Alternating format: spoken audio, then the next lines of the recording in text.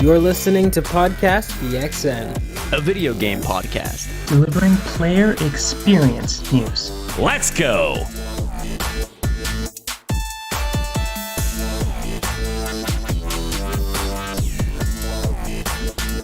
Will 343 finish this fight? And welcome to Podcast PXN, episode 155. I am one of your hosts, the perennial dating app swiper from Portland, Oregon, Christian Macias, and I'm joined over Discord by the failing computer, Kentucky's #1 Spartan and PXN founder himself, Daniel Prindle, aka Dan is DTM.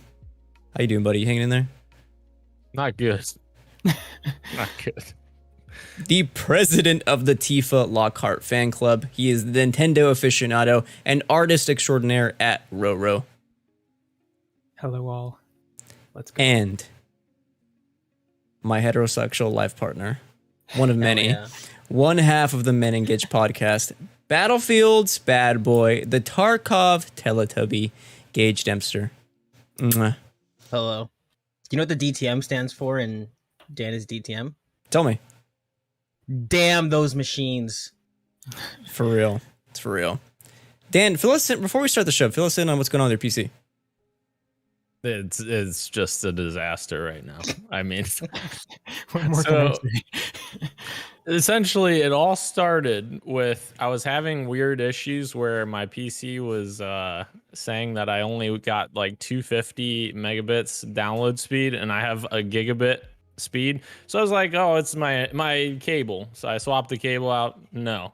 I plugged my laptop in the same exact cable, full speed. Fine. So I'm like, okay, let me do some driver updates, house cleaning. Did my driver updates. Well, my BIOS decided to freak out in the middle of the BIOS update, and it literally kept looping over and over about 300 times. And I'm like, okay, well, clearly that's not working. So I hard powered the PC off, turned it back on, and then it was broken. So then I had to reflash my BIOS, did that, fix that, and it came back up. But now every time I'm apparently wanting to stream, it's gonna blow up again. So yeah, there's some hardware issues here. Sorry. Have you tried turning it off and then on again? Yes. Yeah. Yeah. I'm kidding. Yep. Banger joke. Yeah. Thank you. Banging body. Anyway, thank you to everyone watching us live and participating in the chat. Just as a reminder, we are live each and every Wednesday at 8 p.m. Eastern, no matter what PC troubles we have. Over on YouTube, just search Podcast PXN. You'll find us there, and on twitch.tv/podcastpxn. The topic of the show this week is infinite problems with Halo at 343i. But first, if you're listening, Dale, shout out Dale. The show always starts with the quick bites. So let's go ahead and jump right in. I got a lot of quick bites for us. I figured we'd zoom through these. Last week we talked about Assassin's Creed, so we don't have to go too in depth. However, Assassin's Creed Mirage indeed is officially announced by Ubisoft. We're getting a full reveal later this week on September the 10th. That is Saturday at the UB Forward. I know Dan's excited. Yeah.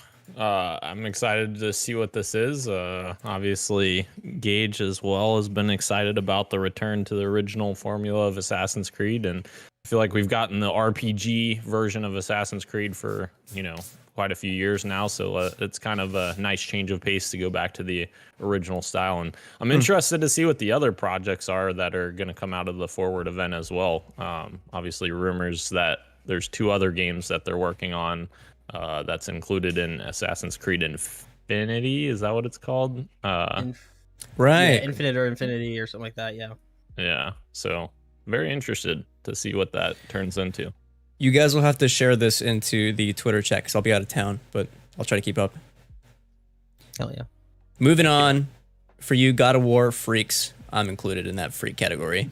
God of War Ragnarok gets a combat clip over at Game Informer. Don't get too excited. It's about 60 to 90 seconds of actual combat. They only have 4 minutes for the entire month of coverage over at Game Informer. Quick question for the whole gang. Will we get an extensive look at God of War Ragnarok before release, either at a State of Play or a PlayStation Showcase? Yes or no? Yes. I'm putting down money on a surprise Sony press conference either this month or next. Yeah, agreed. Yeah, Love it. I agree with those two gents right there. Definitely. Like a nice little gameplay chunk lead into a story cutscene and then cut to Black God of War coming this November. Yeah. That's exactly that. Yeah, 100%. And you know what? 100%. Screw it then. I'm gonna say no. I'm gonna say you get a few, maybe a few more clips over on the blog posts, some tweets, everything else. Nothing. Damn. No God of War. Christian doesn't know what he's talking about. It's fine. That is true. I never know. Anyway, speaking of Halo stuff. 1047 Games announces they are ending feature development of Splitgate, focusing on a new game in the Splitgate universe, presenting evolutionary changes to the game built in Unreal Engine 5. I talk a lot of smack to Dan, and playfully, about how Splitgate bodies Halo Infinite, and then here we are, just days later after I say this, where they announcing that Splitgate is not getting any more development. RIP. Very fun game. R.I.P. I'm glad they're not R.I.P. disappearing though, and that they're working on something new. But yeah, sad. Okay. Right. Probably a good thing to I work think on this came something with new, the by the way. announcement that they're. I think that they are ramping up for a sequel. I think it was in that announcement that they said that they're just going to stop the iterative updates and go full steam ahead on a sequel. So that's pretty Yeah. cool. When did Splitgate come out? I feel like that was Not too long ago. I feel like a year ago, maybe a year and a half. I think that's when it got popular, but it released earlier. Yes, you're right. Oh yeah. 2019, yeah. Yeah. Okay. Very cool. I'm excited to see what they do next because I had a lot of fun with Splitgate 1, I guess. I'm going to call it that now. Moving on. Gray Camouflage Collection revealed by PlayStation. Pre-orders are opening up for on 9/15. You're getting a DualSense and a console cover in that gray camouflage sleek design, releasing October 14th, and a Pulse 3D headset releasing sometime in December. No release date yet, I don't think. Top level thoughts on gray camouflage? I don't really care for it, but if you do, have at it. You know, it's funny. I saw this and I was like, even when PlayStation does cool things and does themed stuff, it's always so safe. Like gray camouflage, so down the middle, it's so down the like. It's just, yeah. It's kind of neat. Like I'm sure this will sell, but like people are like, hey, where's the Last of Us themed PlayStation? Where's the Spiderman themed PlayStation? Where's the God of War themed PlayStation? Like here's gray camouflage. Yeah. Did you want grayscale? Because that's what you get. Oh, well, okay. The only thing that I know of is that I think this is an homage to the gray digital camo design they did for PS4 controllers, and those did so well. But like, you are right. This is uninspired. Absolutely, no doubt about it. Yeah. Do you think like they're not going to make special edition PlayStations anymore? They're doing faceplates now. That's the only reason.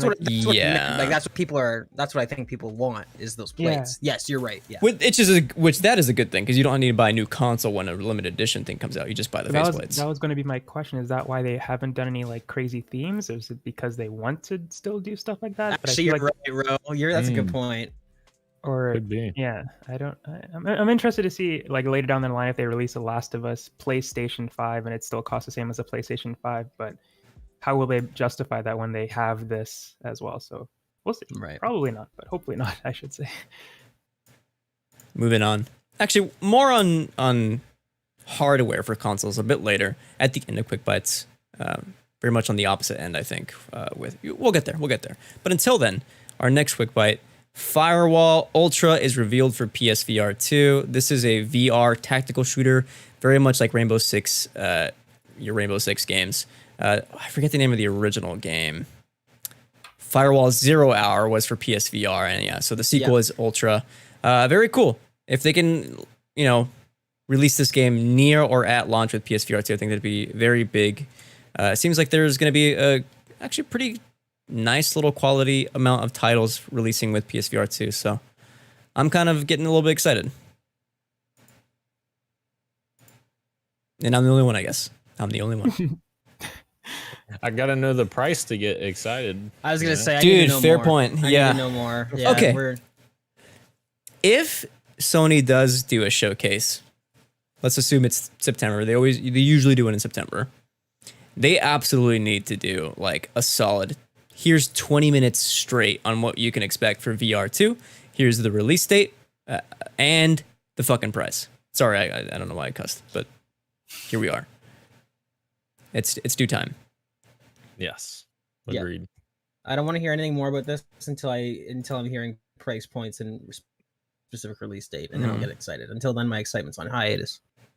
What if they came out in a blog post and said, yes, all the games are backwards compatible. So if you claimed any, actually, I don't know if Gage has any PSVR 1 games in his backlog. I do. It would be exciting. And that would immediately mean that your library is at least as big as whatever is available currently on PSVR. Right. That would be huge. No, that would be huge. Huge. Moving on, Cyberpunk 2077 expansion has been revealed. It is called Phantom Liberty. And yes, we are getting more Keanu Reeves. He's returning as Johnny Silverhand. Additionally, the Edge Runners update is available today, and it adds Roach Race minigame, the Martinez jacket. You're getting transmog on all your gear, and much, much more. Also included, coming in a future update for current gen devices only, getting a complete overhaul of the police system and an overhaul to vehicular combat, which I find is kind of funny that it's still kind of, they still need to do this a few years after release. But anyway. Yeah. And this expansion, I think, is the only one that they're doing. Like, this is the one and only expansion. Like, that's what they said, I think. And it's only coming to next gen stuff too. Yep. So it's not coming to PS4 You nailed it. and Xbox Series. So that kind of sucks for those players, but at the same time understandable because of how the state that game released on previous gen consoles. So It should have been it should have been a next gen only game. yeah. Yep. Man, you know what though? Before I move on, mark my words, everyone. I think my friend of the show, Hugo, listens sometimes. Hugo, if you're listening, I'm going to give Cyberpunk another shot. I know I keep saying this, but when I find the time, I will give Cyberpunk another shot and another, like, honest to God, college try. Hell yeah. Might be the case of just releasing on too many platforms and spreading themselves too thin in development resources. Yeah. That's why. Right. And that's why. A little hint there towards where we're I going was in gonna the say, topic of the show. maybe that'll come up again. Yeah. Yeah. Dude, that went right over my head. I was too busy thinking about how to segue, and you teed one up, and I missed it. So instead, I'll say, man, thank you, Daniel, the video game insider. Moving on. PS5 software update. PS5 software update has rolled out globally today. It features 1440p output, game lists, and UX enhancements. However, if you're one of those folks who has a monitor or TV that supports VRR, variable refresh rate, you can't click 1440p and have VRR at the same time, which very much sucks in my opinion. Yeah. Yeah, agreed. I don't know why they wouldn't be able to do that either, because if you can do it in 4K, why couldn't you do it at 1440p? I don't. Yeah, Who knows, This is Dan? Sony we're talking about, right? They still don't have backwards compatibility natively. So Yeah. Oh my god, dude! Don't even get me started on that. I won't even go there. Instead, we'll go to the Nintendo Switch, where their OLED Scarlet Violet edition has been announced for November 4th. And yes, despite saying they won't get a price increase, this does have a small price increase. They straight up lied to us. It's only $10 though, just FYI. I like it. I think it's a cool looking console. I like the dock. I like the back of the OLED Switch console itself with all like the stickers. Kind of looks like stickers or stamps, I guess. Yeah, I like these sort of additions, but obviously I'm not gonna get when I have a Switch. But yeah, I like this. Cool. If I can be honest, I've never been a fan of any of the limited edition Switch variations. I think they all look like just like decals have been stuck on. I Really? think the Animal Crossing one and the Dragon Quest one were kind of the best one. They're kind of more low Sure. key. At least the back ones, they have like it's a little more into the backing. It's not Mhm. poppy like these ones. It kind of blends in Right. a little bit more. But yeah, I know what you mean with the other ones. I like it, but yeah, it's Yeah. definitely it's out there. I agree with you, Rashan. The Animal Crossing one was really nice. Yeah. The colorway on it was pretty sweet. Pretty sweet. Closing out Quick Bites, we got two pieces of Xbox news.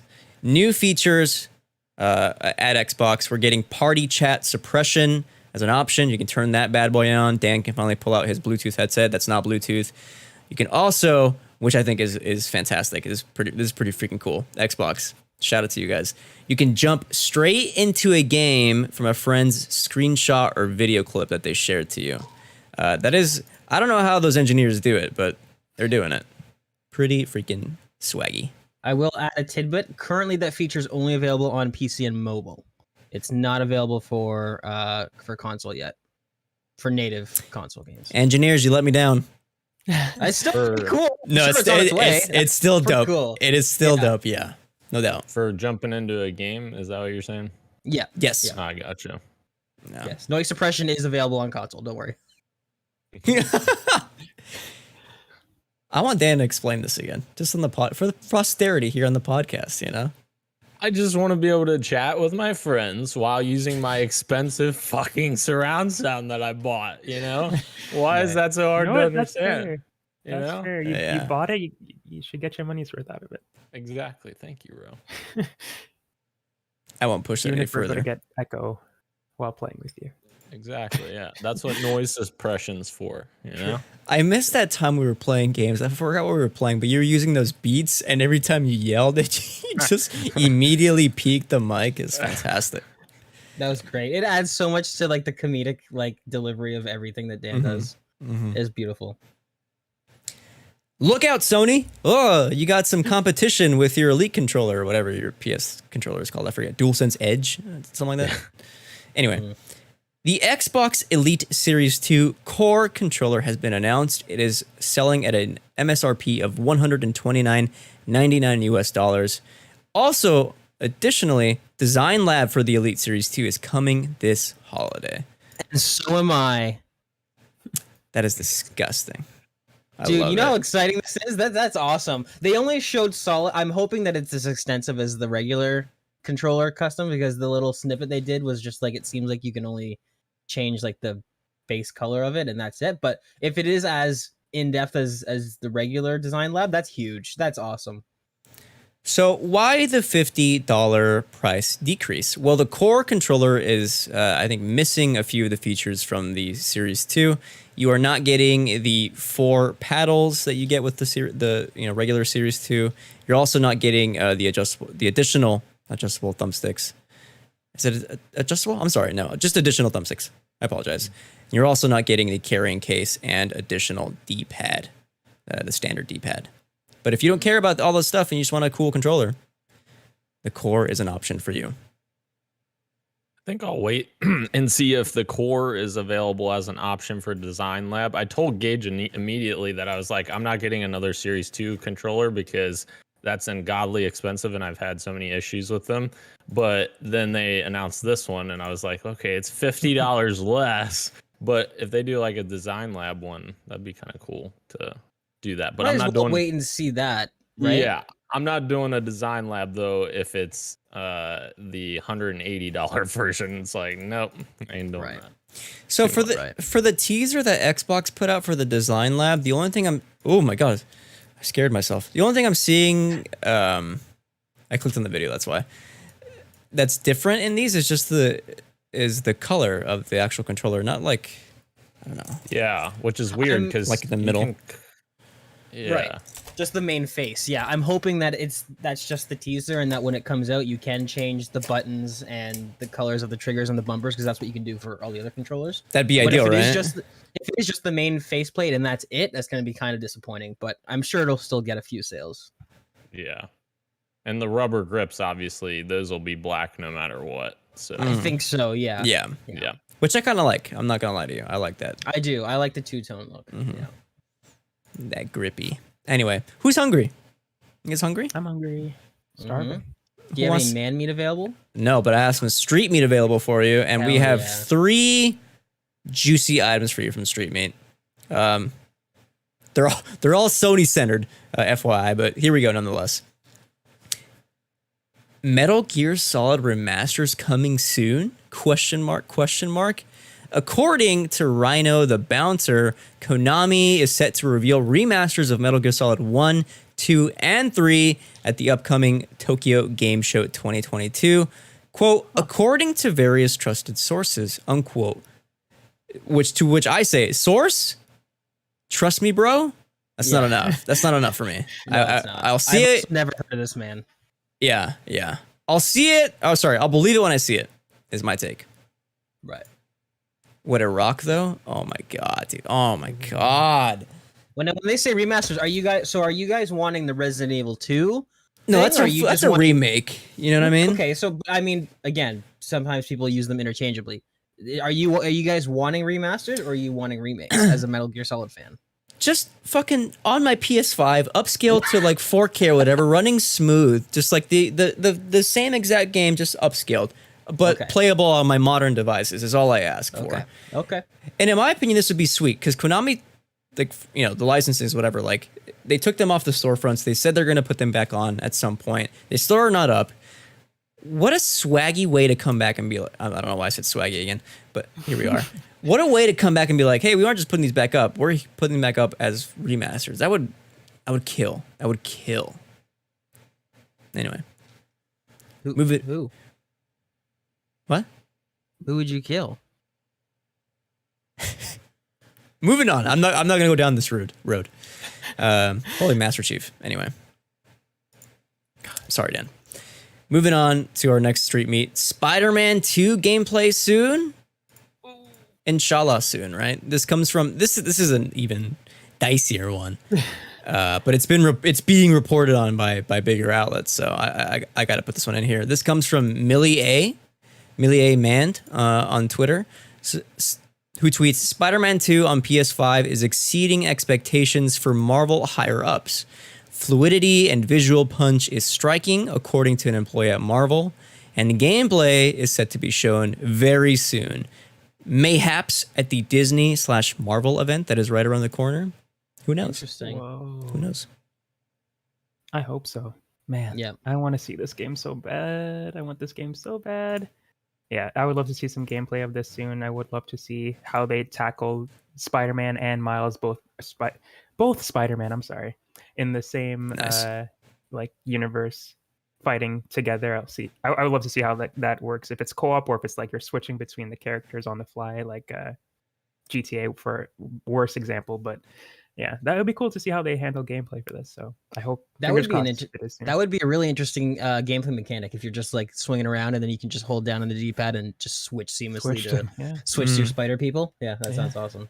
I'm excited for the combat with these two. Like the first thing I thought of was like Arkham City, when you'll have those moments where you're like fighting like a group of enemies with, you know, maybe Nightwing is with you or whatever, and like when you do a finisher, like you'll do one together with them, and like that would be so sick with two Spider-Men. Yeah, I can't wait. You know, it'd be even sicker is co-op Insomniac. I don't know if I would like that. Legit, I don't know.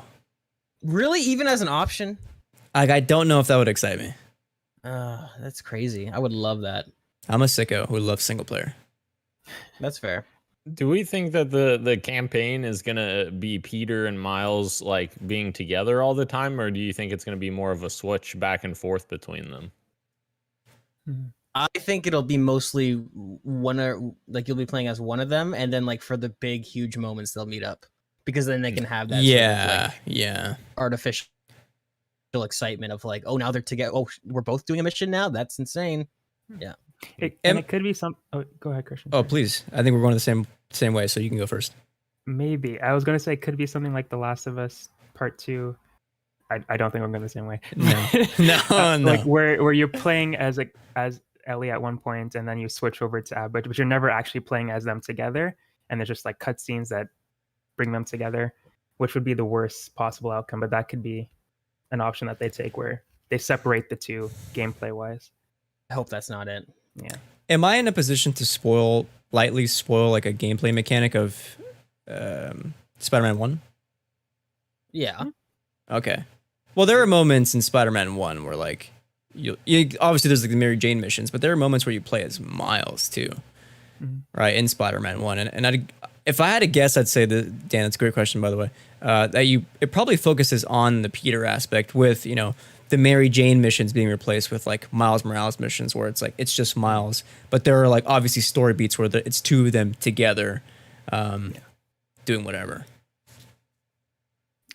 That'd be Either cool. way, next year, man. Excited. Next year. What if new worst case scenario, Ro? What if you play as Peter Parker in Spider-Man 2, and the only time you play as Miles Morales is that it's the same as the first one, where you're just walking around, Oh my god.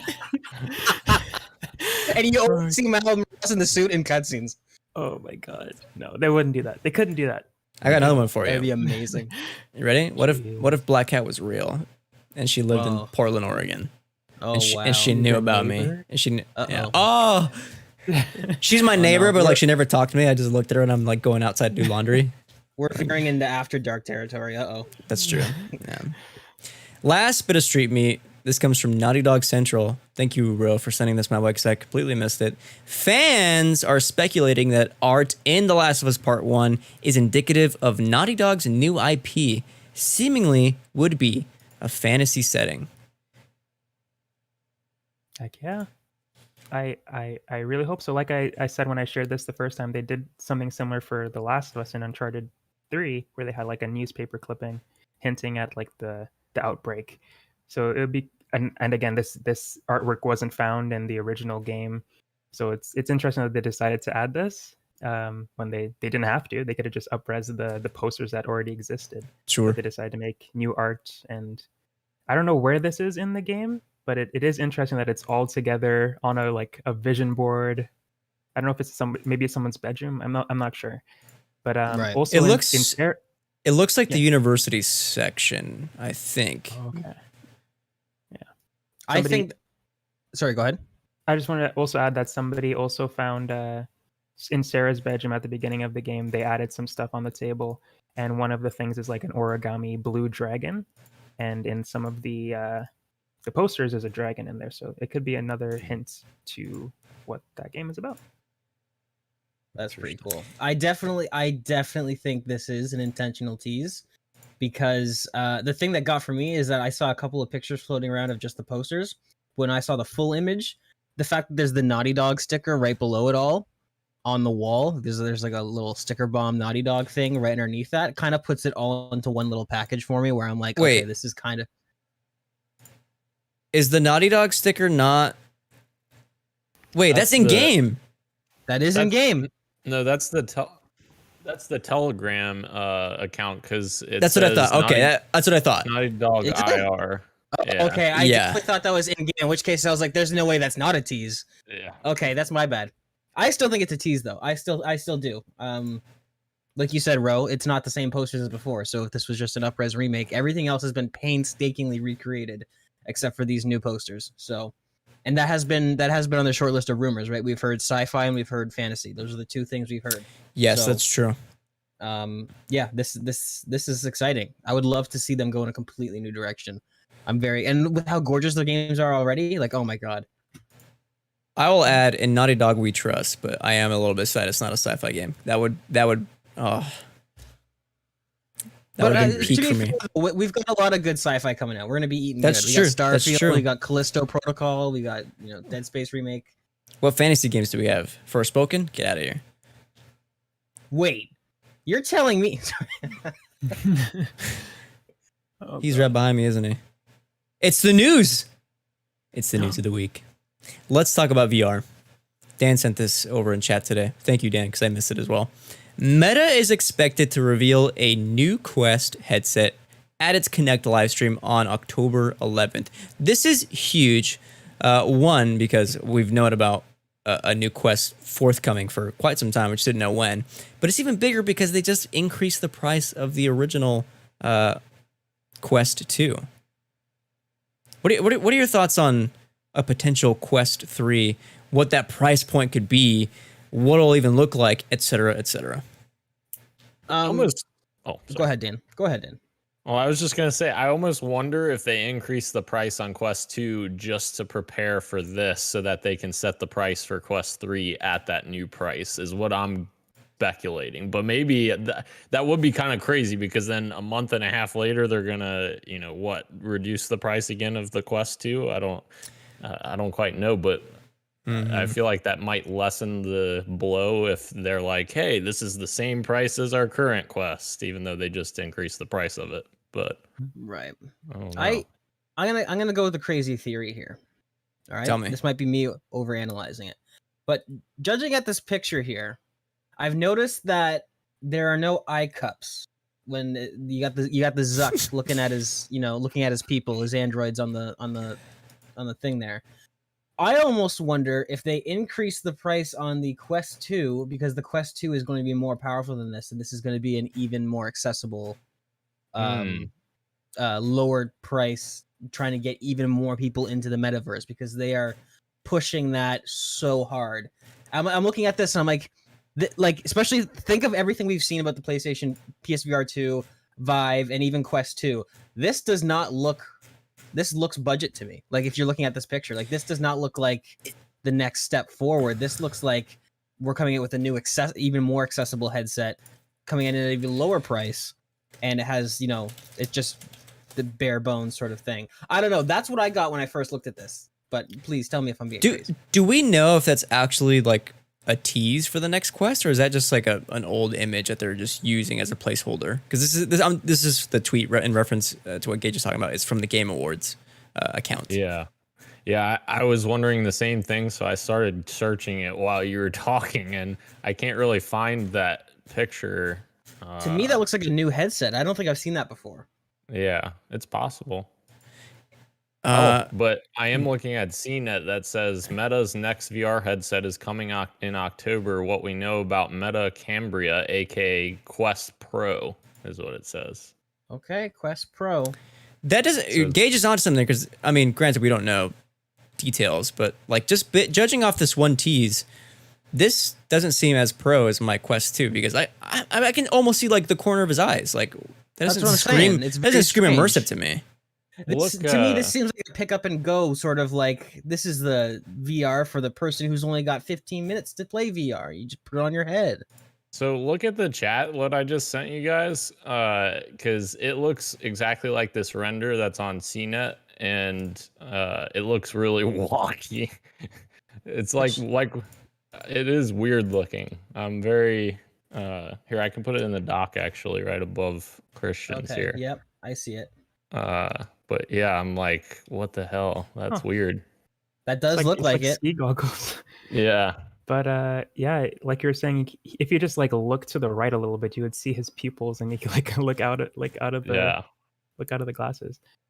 But yeah, I mean, I would be down for a Quest Lite, I guess, like a more accessible version for this. I think that would be cool for certain types of gamers on a budget and stuff like that. But yeah, it's interesting to see that they're not going for the upgrade, which I thought would be the next step. But like the article says, it is called a Quest Pro, so I'm getting a little mixed signals with our discussion here. So I'm not sure what to expect. I guess. Just jumping around the article, I saw an interesting point here where there's a quote from the article here that says, if the Cambria headset is more than $800, there's no way it will be as popular as the Quest 2 is now. Meta seems to be hinting that's not the point of Cambria, which means that game developers may not be as focused on the new hardware. I wonder if this is maybe if it's not a Quest Lite, if it's maybe like a Quest sort of active, if you would, like a sort of more application focused headset, which is why it wouldn't have those aggressive eye cups that are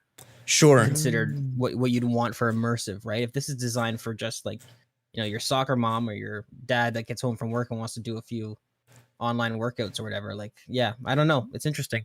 You're right, Ro. There's mixed messaging here, right? Pro would lead you to believe like, okay, double the battery, double the pixels. This is epic. But then Meta's saying like, well, hold on, this actually isn't for gamers really. So yeah, this is very strange. I want to know what the audience is like out there. Like, how many people are actually using VR headsets for non-gaming activities, for like, I don't know, YouTube Hangouts, or I guess, what Meta seems to really be focusing on, work meetings and stuff. I don't know if it's as big as the gamer pool and like how well it'll do. Maybe not, but the active might be a lot of people are into the whole boxing and rock climbing and stuff like that. Like maybe that has a decent market share, but yeah, we don't really know stats. That's a good point. That's funny. I'm saying this and I'm just scrolling on Twitter for Quest stuff, and I'm seeing a video of someone using a Quest to learn how to play the piano. It's like telling them where to look on the piano, like what notes are coming up. So that's pretty cool. And the market might be out there. And the Quest teach me how to love? No, but I can. Yeah. Moving on. How long will Call of Duty be multi-platform? Question mark. That is the big question. This is spawning from from an article from The Verge that was posted late last week. Phil Spencer wrote in a letter to Jim Ryan back in January saying that Call of Duty would still be available on PlayStation several more years, quote unquote, beyond the current Sony contract in place. As we've come to find out today, several more years isn't actually that much longer. As Jim Ryan tells GamesIndustry.biz, Phil only offered 3 more years beyond the agreement, calling the offer, quote, inadequate on so many levels, unquote. Jim, you are lucky you are getting 3 additional years, I would say. Yep. Can we just take a step back, regardless of how you feel about whether or not it should be multi-platform? What an incredibly unprofessional thing to do. To me, this kind of seems like Jim Ryan really wants to keep COD on PlayStation, obviously, because they get 30% off of the bajillion copies that it sells every year. But this, to me, almost seems like he wants to stir the hornet's nest and get some drama stirred up to sort of pressure Xbox into this. Because for him, in his response, he says, like, oh, I feel that this was supposed to be private, but Phil talked about it. I mean, he talked about it in a very professional, like, yeah, we're hoping to keep COD on multiple platforms. We're hoping to extend the thing beyond. It wasn't like he aired their dirty laundry or anything like that. Like, it was very much PR speak. So for Jim Ryan to come out and say this, it's very, I don't know. This was kind of sleazy, I thought. I thought this was really sleazy nonsense from Jim, to be honest. I'm not a huge fan of this. Go ahead, Dan. The thing I was thinking of just a little while ago is, at the end of the day, Microsoft wants money. So, like, if Call of Duty is still selling very well on PlayStation 3 years from now, they're going to keep it on PlayStation. Like, I don't see them taking it away if, you know, it's still selling 15 million copies on PlayStation 5, personally. So, I have some numbers for you. Sure. Sony was Activision Blizzard's largest customer in 2020, accounting for 17% of its sales, or approximately $1.37 billion. In contrast, Microsoft was the 4th largest customer, behind Apple and Google, for 11% of its sales, or $890 million. So, I mean, of course, this is from 2020, so numbers may have changed, but it seems like, and it's not just Call of Duty, but Call of Duty is the biggest Activision product. I'd argue. One of. By a lot. No, absolutely. By a lot. That's not even close. This would probably most definitely hurt PlayStation peeps if they did lose Call of Duty completely, which I don't think will be the case, but we'll have to wait and see. No, because that's the thing. Once Xbox owns it, it would hurt Xbox to not mess it on those sales, right? And I want to bring up something that Gene Park over at Washington Post brought up, because he got a really good tweet to this too, where he was very, very critical of Jim Ryan, but he was saying that this 3 years that he pitched him, it's probably a rolling deal that they have similar to Minecraft, where we're only promising you 3 years, but on 2.5 years into it, they'll re-up the contract for another 3 years. Like, that is probably how this was going to go. And I do want to take a step back. It's hard to separate it because, I mean, we're also invested into the world of video games. We talk about it and all that stuff. If this was any other industry, this would be extremely out of the ordinary for a major rival to be like, hey, no, don't worry, we'll still give you access to this product that you want, that everybody wants. Crazy. Like, it is. It's nuts, right? So everybody's kind of saying, it's funny for me, and maybe that's where my bias is to people sort of siding with Jim Ryan on this or Sony on this, where I'm like, well, this wouldn't happen in any other industry. Like, you would expect, if you're paying $69 billion, nice, to keep Activision Blizzard, that you would want to keep your product. Like, I don't know, if GM bought Mitsubishi for $69 billion, they wouldn't be like, yeah, Subaru, you can actually still use Mitsubishi parts. That's fine. Like, no, in no other industry would this ever happen. So yeah, I feel like it's not going to go anywhere, but Jim Ryan, you got to settle down. All right. Settle down, Jim. Settle down, Jim. There is also the additional factor that Phil is in the middle of acquiring Activision. He's got to be really careful with whatever words he puts out. He's got that lawsuit, and I think it's in the UK. Is it in Europe, or is that also here? Yes. No, I think it's it's the UK. UK. The UK is the one that's really sort of scrutinizing the deal. Regardless, yeah. He. I mean, we just talked about an article where he was talking about choice a lot, right? Or sorry, I'm confusing this. We didn't talk about it here. That was on Easy Achievers. Because I listened to Dan talk about this. Shout out Easy Achievers. But yeah, like, will Call of I mean, age old question, but like a few months. Will Call of Duty come to Xbox Game Pass?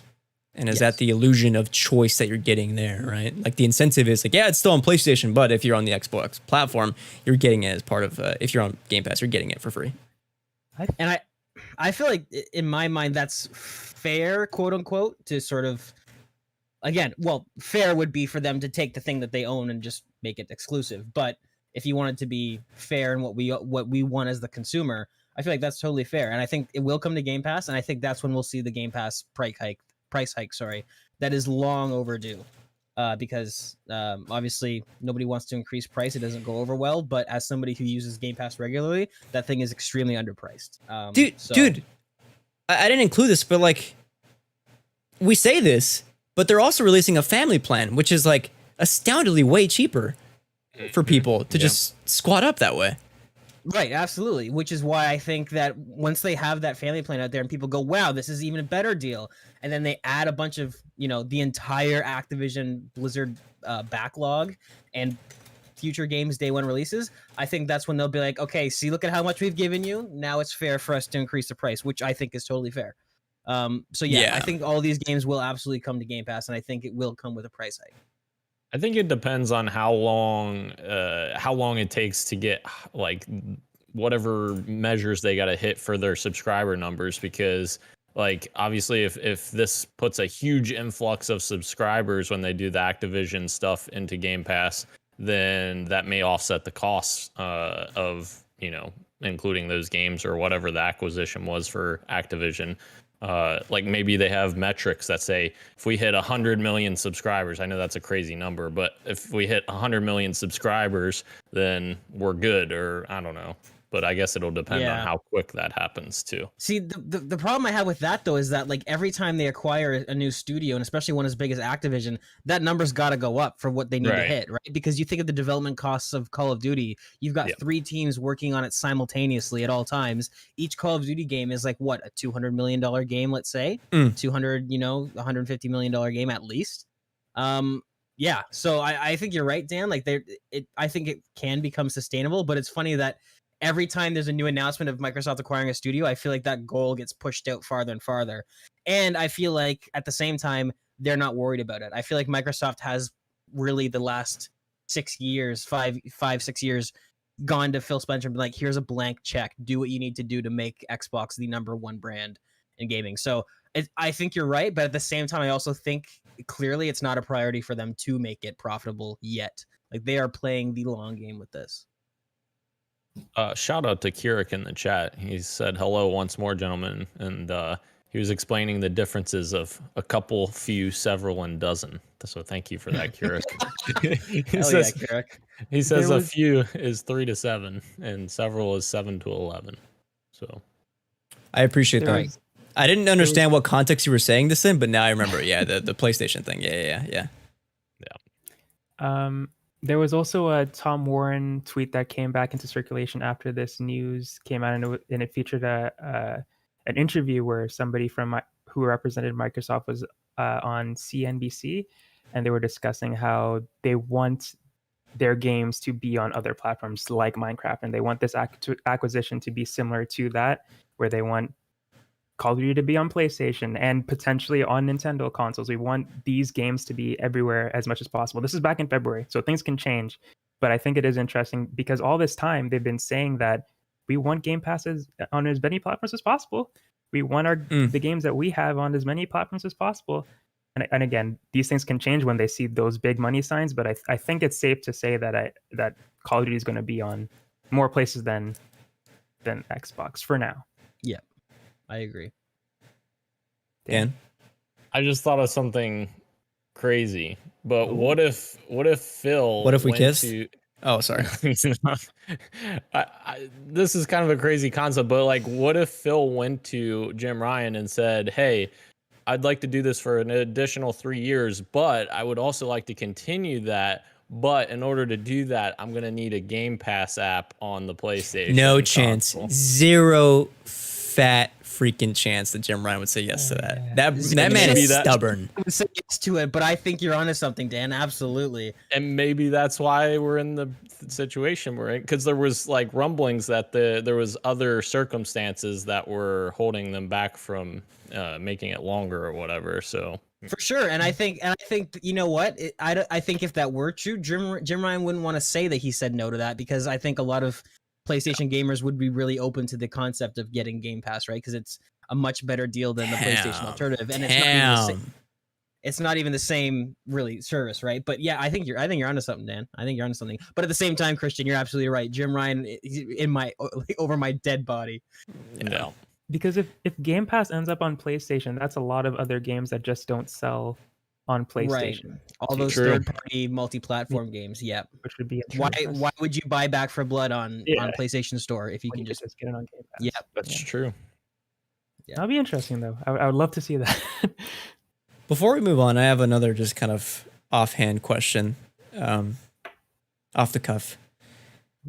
If Call of Duty, if and when I should say, because it will. I think they said they will. Anyway, when Call of Duty is on Game Pass, will you see a subscriber boost? Yes. Yeah, I think so. Yeah. Yeah. I don't think I don't think there's any situation where you wouldn't. The more interesting question is, do you see a sales hit to Call of Duty, right? Because I think a lot of people for sure. will still want to buy it a la carte. You still have a lot of people that like this is something that I've mentioned before in the podcast, but I worked at GameStop in a very rural area. There is a large, again, the people that aren't on Twitter, there is a large majority of gamers, or I don't know if majority, but there's a large group of gamers that, you know, will buy games based on whether or not they can play it online or offline, and that they don't want any of the subscription crap. So to me, the more interesting question is, does Call of Duty take a noticeable sales hit? Because if it's only like $1 million off of the regular, right? If it sells 16 million instead of 15, and they get all the Game Pass boosts, right? To me, that's a huge win for Microsoft. Time will tell. Damn. Y'all are everyone here is a video game insider today. I love it. That does it for news of the week. Let's move on. We got a quick fantasy critic draft check-in. We got one game releasing this week. That is Splatoon 3. And somebody picked it up on our fantasy draft. None other than the Nintendo aficionado. Check him out. Look at it. Visual watchers. Check this out.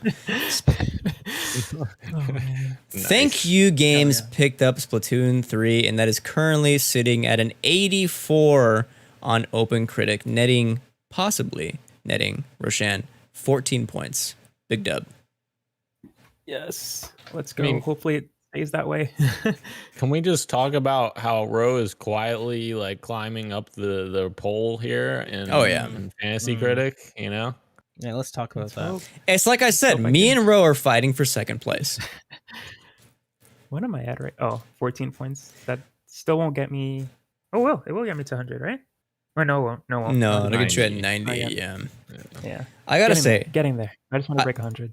I cannot believe Dan blew through every single cent of his budget. He's at $0.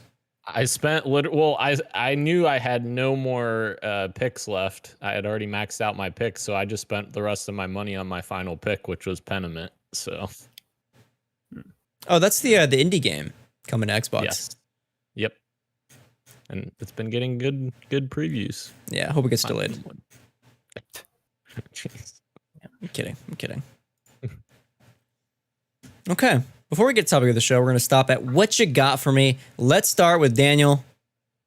Yo, I've been playing me some The Last of Us Part 1, and it's actually it's very interesting. I played like 2 hours of it, and as I've told you guys before, I have very little memory of it, even though other than I love the game, because I haven't played it since it came out in 2013 on PlayStation 3, So 9 years ago, my memory is not the greatest as it is. So that's a trip for me to remember. But having a lot of fun with it thus far.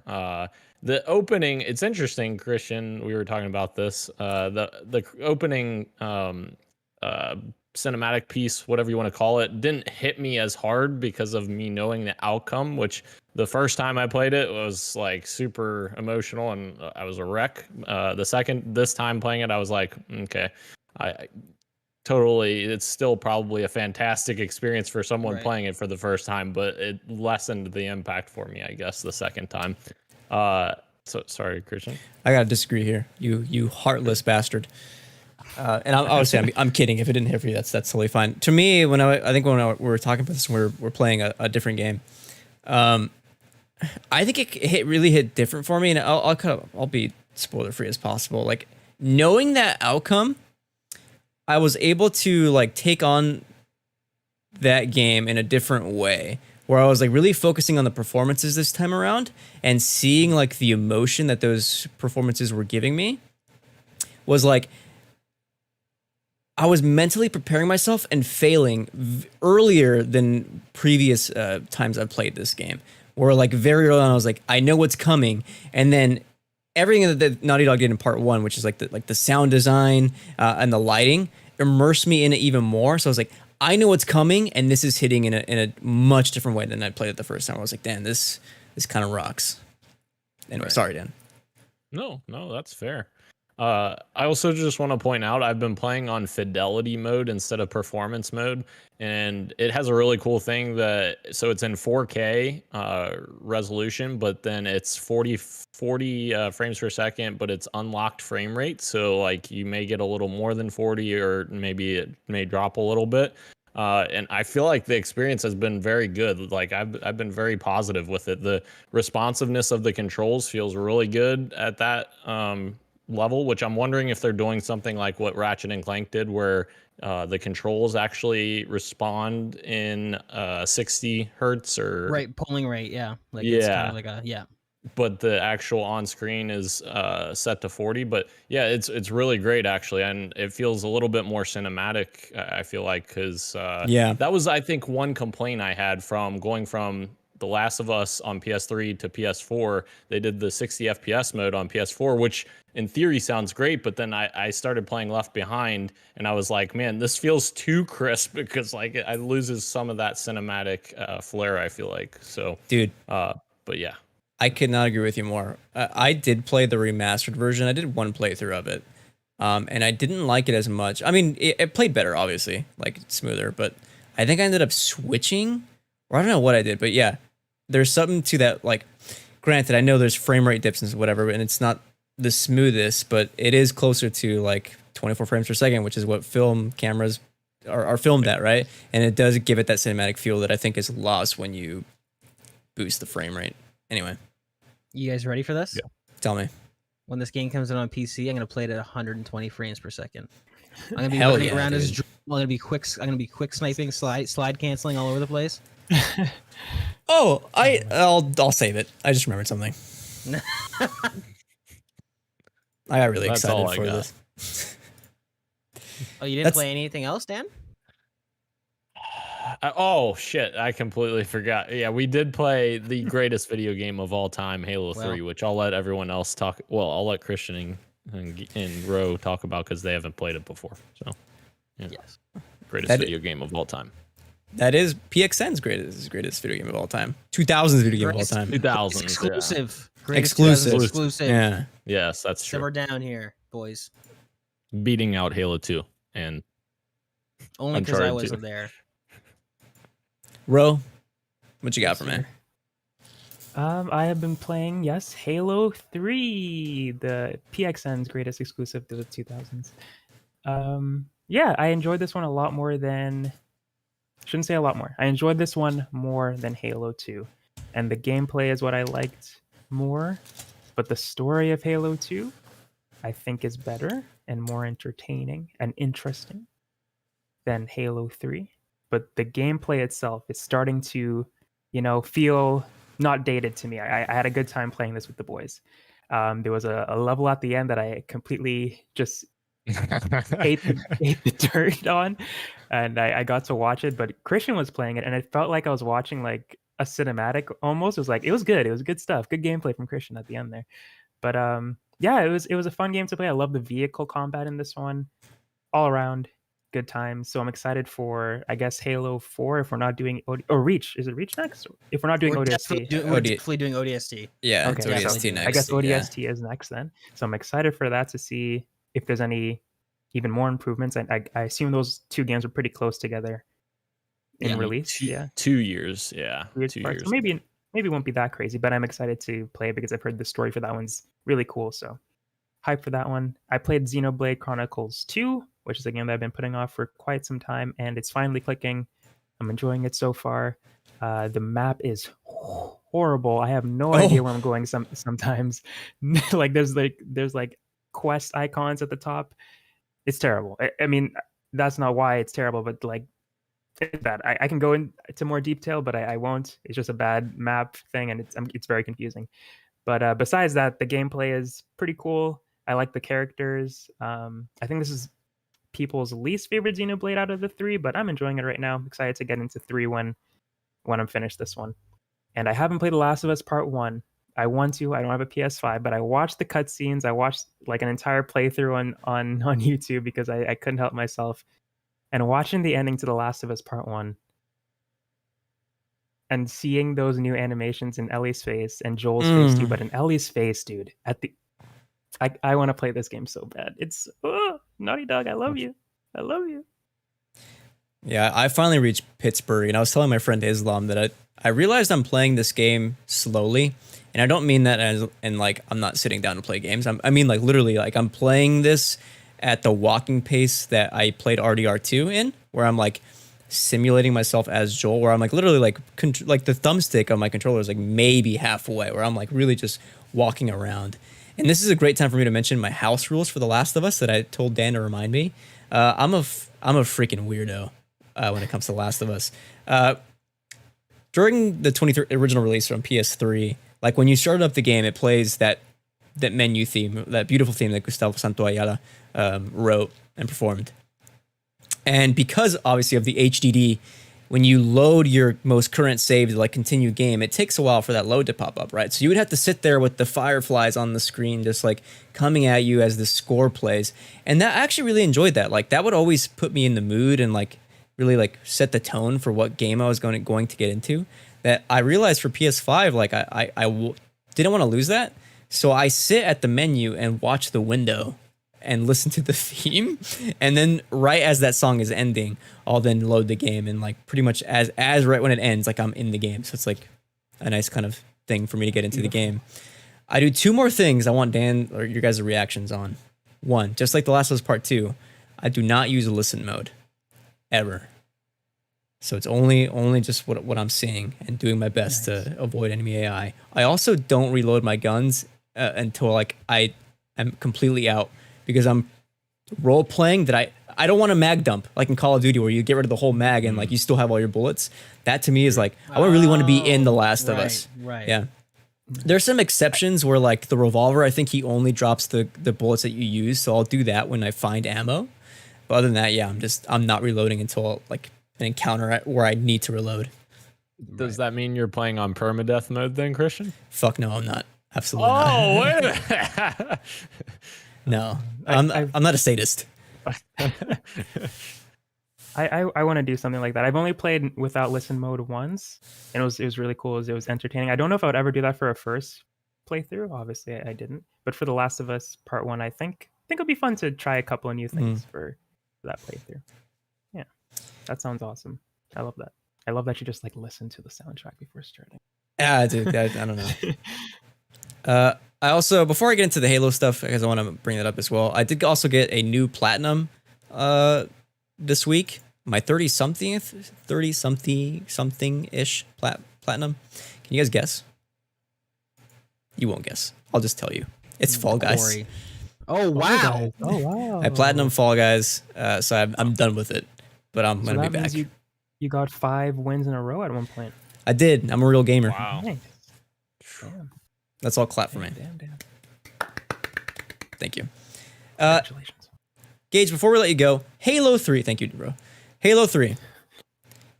I have to start off something positive. Okay, you ready, Dan? Sure. I understand the love for it because honest to God, there is something really special about playing a campaign with the lads together. Like that is like I'm finally understanding like that is why people love Halo so much. Like I can literally imagine the number of times anyone has like sat down and like, hey, you guys want to play some Halo and run through the campaign together with like modifiers or a harder difficulty and just having like a Saturday night with the boys. Like I get it. I understand it. Hell yeah. Here comes my criticisms. However, I don't know if it's for me. Something about it, and I've realized that like I told Dan this when we were playing off air. Like I miss Arbiter. Like Halo 2, like that felt like a truly special game. Like Gage was mentioning, like that is very lore heavy, very story heavy. Where it's like not just Chiefs game, but also Arbiter, and they feel like compelling characters. I never felt that in Halo 3, where like that was gone to me. Granted, I'm playing with friends, so like I'm missing that, right? I know, Dan, I'm sorry. But I never felt like that pull for me to like really care. And that kind of sucked. And that's why I think for me, like Halo 2 gets the edge over Halo 3, despite Halo 3 having better gameplay, moment to moment gameplay. The only thing I'm missing from Halo 3 also is like how beautiful like the environments were in Halo 2, like the cityscape. What does Bungie do? What do you call them? Oh, I can't remember. Skybox. The skyboxes are phenomenal, dude. And some of those moments in Halo 2 were inspired. Yeah, Bungie. I mean, let's just shout out Bungie in general, right? Because somebody brought it. I think it was Rashan brought it up that in Destiny, it's the exact same. Like Bungie, just for some reason, their art department, when it comes to skyboxes, they just know how to make it, and it's such a small thing that like I'm sure a lot of gamers will overlook or don't even pay attention to, but like you said, Christian, when it hits, and there are certain things in Halo 2, like High Charity and stuff like that. High Charity, dude, absolutely gorgeous. Like, and it just kind of immerses you in the world. So yeah, shout out to Bungie for their skyboxes because they're nuts. I will also say, you said you weren't influenced, but I feel like you are a little bit influenced by the remaster of Halo 2 as well, because yes, Bungie's skybox is phenomenal throughout the entire series. However, comparing OG Halo 2 skyboxes to Halo 3, fair, very big difference. Fair. But yes, I completely agree. Bungie did great work with skyboxes. Now, sorry, go ahead. The other thing I was also thinking of that I didn't mention is just like there are like I mentioned this briefly. Like there are inspired moments that it like did stick with me in Halo 2. The one in particular was, granted, maybe it's a little bit repetitive, but like going through those like vertical hallways of the library with the like 2001: A Space Odyssey-esque music, like where it's like really haunting. That is truly an inspired level. Like I remember that moment, and like it was great. I was getting a little spooked out just playing with Gage. Granted, I had a gummy, but whatever. And I missed that in Halo 3. But anyway. Right. Now, I mean, Dan, I know you and I have talked about this a million times, but it's just now that we're getting, fresh perspectives, it's kind of sparking things in my brain. I'm almost kind of articulating and thinking about why I like Halo 2 more than Halo 3. And Christian, I want you to maybe tell me if you got the same vibe, but I feel like with Halo 3, again, still a good game, and as Dan and I have said multiple times, like they're very close. It's this number 1 and number 2 for Dan and I. Which one would we like better? But for Halo 3, hearing you talk about it, I feel like the reason I don't like Halo 3 as much is that the entire game feels like a third act. Like, especially playing it back to back with Halo 2, yes. Right? Halo 2, you get all that sort of plot development, and like you said, you get that character with the Arbiter, and there's reasons why the Arbiter is not as featured in Halo 3, and that's because fucking man babies ruin everything. But the entire game kind of feels like a third act. Like there's not a lot of lore. It's just kind of like you're going from one thing to the next. And in a video game format, I think maybe that's why it doesn't work for me, is that the third act is, it's 6 hours, 8 hours, however long it was when I originally played it for the first time. Whereas, like you said, in Halo 2, it's kind of giving you reasons to care because you're developing the plot. And then Halo 3, if it were a movie, it would be the last, 30 minutes of it, but it's not. It's an entire game. So it kind of feels like you're just going through it. And we were talking about the pacing, right? When you were playing it, like the pacing is nonstop in Halo 3. Like it's very little time to rest, very little. Like you got a lot of cutscenes in Halo 2 of people sitting down and talking and having meetings. But in Halo 3, it's like, okay, we need to go do something right now. What are we going to do? We're going to do this. Okay, let's go do it. Dan, I think please, yeah. I think you're actually spot on with that assessment, Gage. I would agree that like Halo 2 is like a part 1, Halo 3 is part 2. I think that's a really good analogy, and they actually handled a part 1 and part 2 properly, unlike Naughty Dog, because you haven't even finished the game. You can't even say that. Because they killed main characters. No, this isn't a spoiler. They killed main characters from a character that was established in part 1. They didn't just randomly show up a new character in part 2 and say, "Here you go, kill this guy real quick that you love and freaking adore so much." Here's my response. Get over it. Keep playing it. Because I played 3 Halo games already. That's fair. That's fair, Dan. That's a fair deal. The Halo games take like what, 4 or 5 hours to. But he's playing 7 of them. That's true. That's true. That's true. Before you finish out, Gage, I do want to say, like, I haven't gone yet. That's what I'm saying. So what did I say? Anyway, whatever. 2, I want to reply to you as well. Halo 2 for me isn't afraid to be sci-fi, and that's what I found really cool about it. Where I never felt like Halo 3 gets the time to really dive in that. I mean, obviously it's a sci-fi game. Like the gameplay is obviously very sci-fi, but in terms of story, I never felt it, and I missed it. Right. In Halo 3, you mean? I missed it in Halo 3. Yeah, I enjoyed it in Halo 2. Yeah. No, yeah, it's funny because I know this is absolute blasphemy for Dan to hear, but in a perfect world, I would love like the Halo games to have been made by like Naughty Dog. Like I would have loved to get more story and less like I almost feel like the story of Halo. Okay, and this is coming from somebody whose Halo is my favorite franchise as much as it is Dan's, and I know this is gonna make Dan lose his shit. But like to me, I always feel like Halo has been. I don't know. I'm not even gonna say it. The story has never reached its full potential, and I feel like maybe that's because of it being a first-person shooter. Like, there are certain scenes in Halo 2 specifically where I'm like, and the themes that it never really gets to explore. Halo 2 is about like religious extremism and indoctrination and misinterpretation, all these really big themes, and you only ever get hints of that. If Naughty Dog made a Halo game, if Naughty Dog made it Halo 1, 2, and 3, oh man. I think those would be the greatest games of all time. I think like a BioWare like writing team would have been like really cool. Like more kind of Mass Effect. Mass Effect, yes, like an expanded universe. I would love an RPG in the Halo universe, and we'll get into this later. I'm so sorry, Dan. I'm so sorry. Gage is a Halo fan, and you just said that. I know. That's the most blasphemous shit I've ever seen. It did feel bad coming. It tastes like vinegar coming out of my mouth. It makes you feel better. Also, don't forget, Halo also has some of the best multiplayer out there, and I think Bungie would be the only one that could have handled that properly. That's fair. A pretty complicated imagine Uncharted 3 gameplay for. Oh hell yeah, bro! Now we're talking. No, no. I just want Halo to be third person. Is what I want. Before Gage goes, here's my summary of Halo 3. You ready? Oh, I'm Cortana. I'm lonely and I'm horny.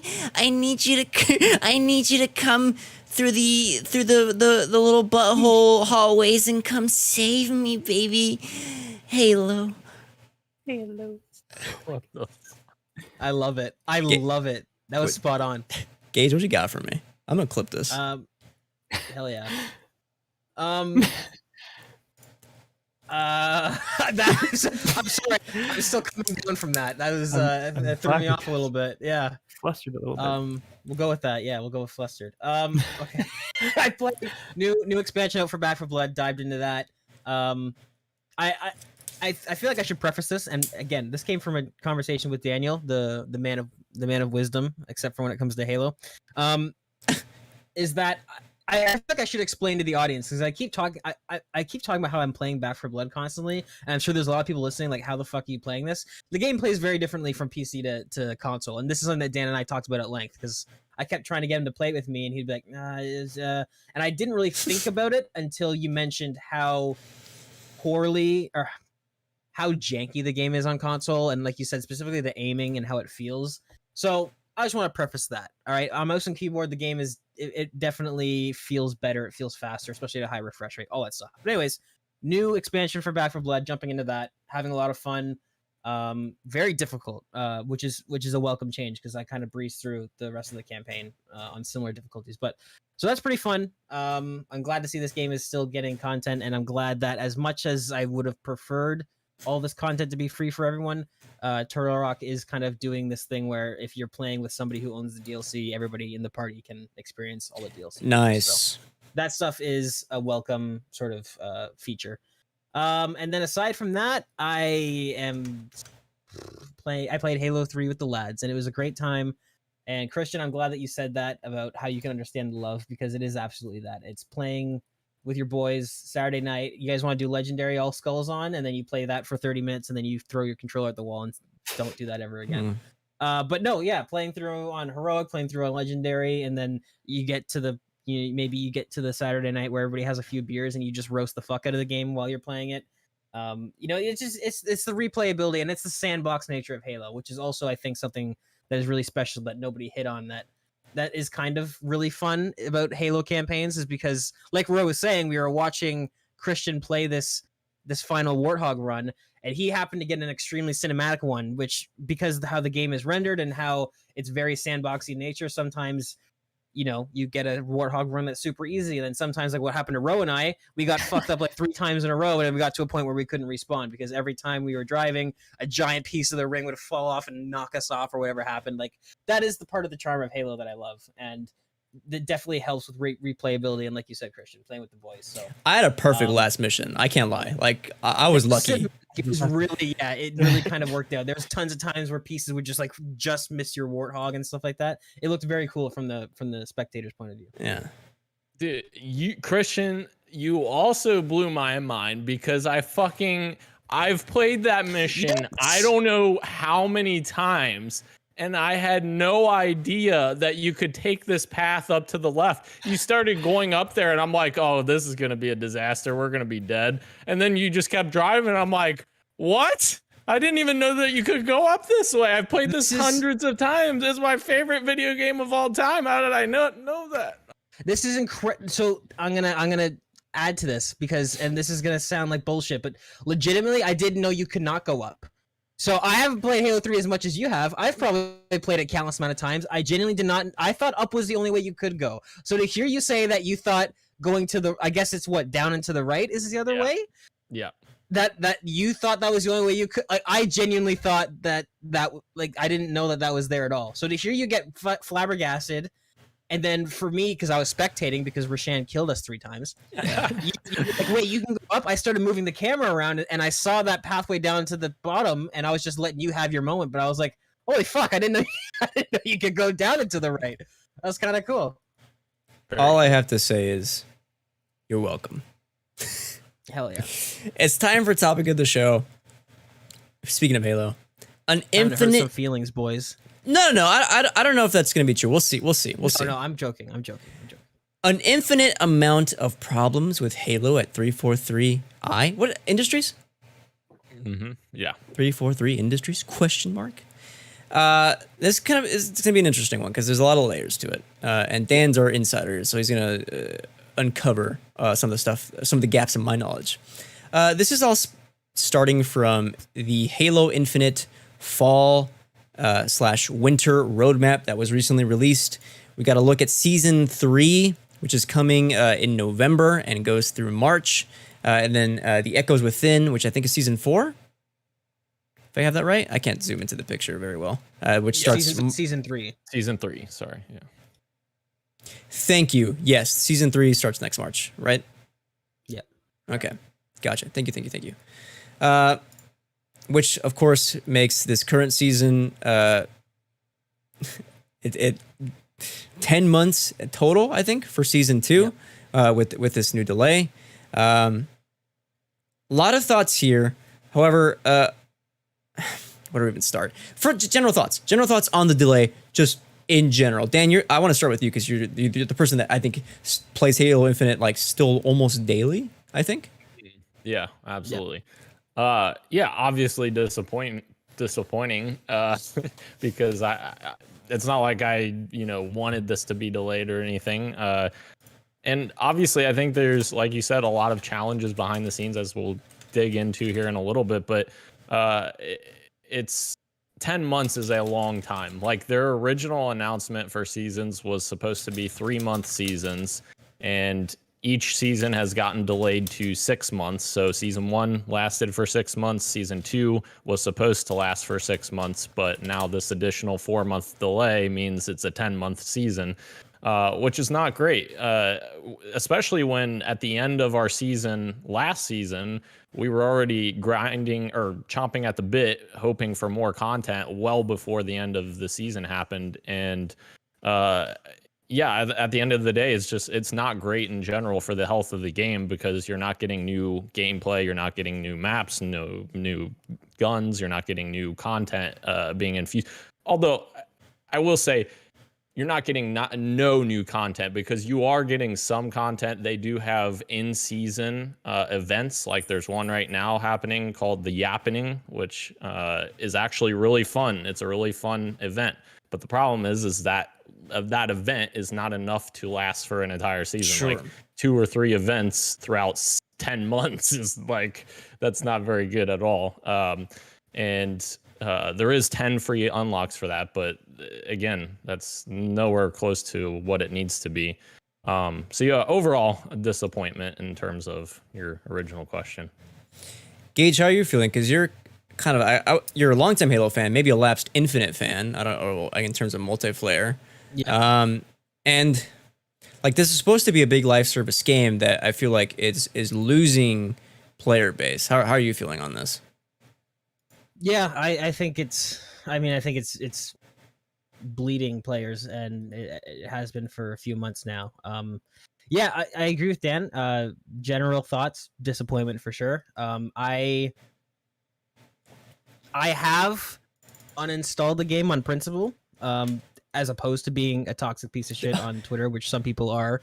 And we'll talk about that in a bit. Yeah, no, I am very disappointed, and we'll get into some of these. A lot of what I have to say has to do with these questions coming up, so I'll just leave it for now. I don't know if anyone else has anything to say for Infinite, but general thoughts, disappointed. I think that yeah, we'll get into it. I'll let you lead the conversation. General thoughts, very And this, thank you. This is like a question I think all of us can really engage with, which is, of course, 343. I think verbatim was that they said that they're currently not working on local co-op. To then which outlets are saying they ran with it and said it's canceled. I think we had a private discussion saying none of us, I don't think, really agree that it's actually canceled. More like, we can't focus on this right now, and we'll get back to it at some point. We just don't want to put a date on it because we don't want to make promises. So maybe you'll see this late next year, and that'll be nice. I think maybe right. Twitter discourses where this has gone too far, where people like, I think Nick Merckx was coming out and saying that like these people don't care about Halo, which I think Dan, quote tweeted, like, that's just wrong. Obviously, these people care about Halo. Like they want to make a good game. Like obviously, top of the conversation should be like, these devs care about their game. Obviously, it's just that they maybe just need help. To which I want to ask, like, is losing local co-op right now a big deal? I'm not convinced. No, I'm gonna jump in here quickly. I don't. So this is tough because Halo definitely has a legacy with couch co-op. I mean, Halo 1 specifically, that's what it was known for. It was known for LAN parties and for couch co-op, and it has kind of become a staple. Whether or not it's still as used as it was back then, I don't believe it is. I'm sure that Microsoft has, or Xbox 343, whoever, has the stats to see that, and I'm sure that it's not used as much as it was. But the problem is that it's just so intrinsically linked to the legacy of this franchise, to the history of it. So it is kind of an easy thing to latch onto, especially if you're somebody who's already angry. Because there is a lot to be genuinely angry about. I think this is something that's kind of getting thrown in. To me, couch co-op right now is kind of like them saying, you know what, we're not going to paint the sails of our ship. We have 15 holes in it, so we'll do that thing later. And yes, we all talked about it privately. To me, his statement I very much took it as in it's on hiatus. It is completely Sure. stopped. We are not touching it, but it is not outright canceled, right? It can come back in the future. We will work on it. And who knows, maybe it'll be like, hey, it was coming back, but it's not coming back on Xbox One. Who knows what the reason is? Because people can, it's important to point out, people can play co-op through glitches and through modding right now. The game, it does work for the most part right now. You could, on your retail Xbox One, through some trickery, play couch co-op right now without any sort of game breaking bugs. But yes, is it a priority right now? Absolutely not. I don't think so, and I think they realize that. Sorry, Dan, I saw you're gonna jump in there. No, you're totally fine. I completely agree. I think it's also interesting because people no longer can have conversations about this game because people just go way off like kilter. Like if you're angry about this game, they're going off, like just won't listen to any reason, nothing. So what I will say is I saw the Actman, which I'm not a huge Actman fan, for a little bit of, putting that out there. But he posted on his Twitter account, I will no longer play Halo Infinite. I will not support it until they add split screen co-op, because Bonnie Ross made us a promise in 2017 that we would always have split screen co-op. I want to clarify that, because actually what Bonnie Ross said back then was in response directly to what happened with Halo 5, which Halo 5 had no split screen multiplayer in Halo 5.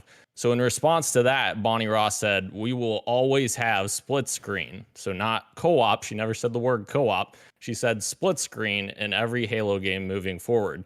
In my opinion, like the biggest pinnacle of Halo split screen has always been multiplayer, because you have those LAN parties with friends and you'd hook up all these consoles and you have people literally dividing the screen with cardboard and stuff to stop people from cheating. That's, in my opinion, the biggest legacy of Halo. I don't even have any memories of me going over like my cousin's house, which is my earliest memories of playing Halo, playing campaign. We always played multiplayer when I would go over there. Not to say that there weren't people that did that, but in my eyes, that was always the biggest legacy. And I just thought that was important to point out. Like, Bonnie Ross didn't explicitly say that co-op campaign split screen would be in the games moving forward. She just said split screen would be. So I do think it's important. Obviously, that's a nitpick, and we're like pulling words out and everything. I would say that she said that in response to multiplayer being absent. But if the quote, and I believe it is, if the quote is saying split screen will be in Halo going forward, to me that says like every mode. Like it will have split screen co-op and it will have split screen multiplayer. If the quote is split screen will be in Halo. Yes. And I just want to say, just to I guess not to counterpoint, but I am somebody, I do represent that part of the fan base that did grow up playing split screen campaign with my stepbrother at the time, and with my uncle. And I saw a post on the Reddit because I am kind of somewhat active in there because it can be toxic, although I think it's misrepresented sometimes. But there's a really good post that had thousands of upvotes, which is like somebody saying, as a parent who games, like, fuck, I really wanted to play this with my son. Right, my son was waiting with bated breath on this, looking at the roadmaps. Are we going to play this together? And now we can't. And to me, as somebody who wants to have a family one day, like, yeah, I'm totally thinking about that in the future. Now, obviously, by the time that happens, this will probably, hopefully, have been solved. But there are people who are in that situation now. So I think it's important that while it may not apply to us, like for me personally, if 343 came to me and was like, Gage, we're only taking you into consideration. Is co-op a split screen co-op a priority right now? I'd be like, fuck no. No, I don't give a shit. But Halo, I mean, especially to people who have grown up playing the entire franchise, like couch co-op is really important. Whether or not it's kind of like a cult thing, you know what I mean? Like a cult, like those cult classic movies where it's like they may not have a lot of fans, but the fans are really passionate about it. Yeah, I feel like that's split screen in Halo, right? It's very important to a small subsect of this fan base. And I think even if it isn't like a big deal to everyone, it is like another, I can't think of a metaphor, like it's just another nail in the coffin. Not to say that the game is dead, because I don't think it is, but I couldn't think of a better metaphor. Like it's another thing added on where it's like, man, they can't seem to like really get their footing in it, and it's been a while since this game is out. So much so that like I was listening to Kind of Funny, and Mike was talking about how like he feels that like Halo Infinite is like one of this year's biggest disappointments for him because he had high expectations for what it could have been, and because it had such a strong start for multiplayer when it came out, and then that dipped, right? And so this kind of leads to another question that I had written down is like, people were saying that like they need to hand Halo over to a new developer, and I also don't think this is the answer either, because I don't know if any just random studio could give it the love that like obviously I think 343 has for the Halo games. My concern would be is like, what is Microsoft doing to support them, if at all? And if they're not doing anything, why? And how can Microsoft step in to help these developers, which obviously can't do it like right now on their own? Like, give them some support, whatever they need to get the live service train rolling again. Yeah, I think like even I saw on Twitter somebody was saying, "Oh, give this to id Software; they'd make a banger campaign." Okay, I absolutely agree that I think id would knock out the gameplay and it would be a really fun game. But let's be honest, the Doom games are not deep in lore and story, and like those games are very base layer like story. Like there's nothing riveting to me about Doom's story. I love Doom's gameplay and I love playing it and it's so much fun, but I wouldn't go to Doom and say like, man, that story is amazing. So I don't know that id would be a great option, but in general, it's speaking generally about it.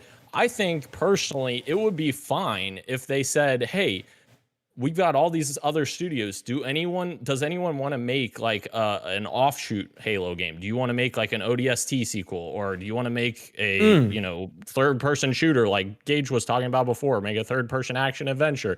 Like expand the property to make it bigger, like rather than focus on this one game, because then you're putting more pressure on 343 saying this game's got to be out because there's no other Halo games out there. Like people need to continue this franchise, and also puts pressure on them to release sooner because you have nothing else to point people towards. So in my opinion, the best avenue would be to give the franchise to other developers to do other stuff while 343 works on the main franchise and gets it where it needs to be at launch, Sure. Yeah. I'm going to jump in with a half agree with Dan. I don't have anything to add on with your second half of that, which is open up the franchise, open up the IP to other in-house studios. I think that's a great idea. And especially similar to what Creative Assembly did with Halo Wars, right? Like that was totally out of left field, right? Especially when it was announced. And it was great. Halo Wars is fantastic. And Halo Wars 2, I haven't played it yet. I've played the first couple missions, but I mean, Halo Wars 1 is a good RTS regardless of it being a Halo game. Like that was just a pleasant surprise. And although Halo ODST is very much a Halo game, no spoilers because obviously we're all going to play it very soon.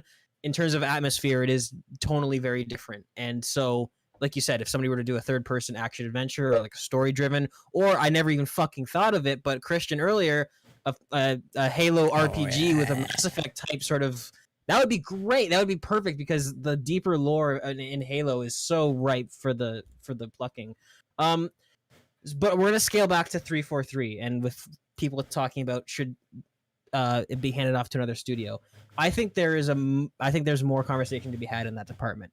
Now, going back to what you said about Twitter discourse. Twitter discourse is always fucking insane. It's always hyperbole, and you always only ever see the extremes. That's why Twitter's bad for you, and it's a bad social media site. I'm sorry. The algorithm, the whole site runs off of people getting angry. If you're angry, you're interacting, you're commenting more, you're spending more time on the app. That's just how it fucking works. I'm sorry. That's just it.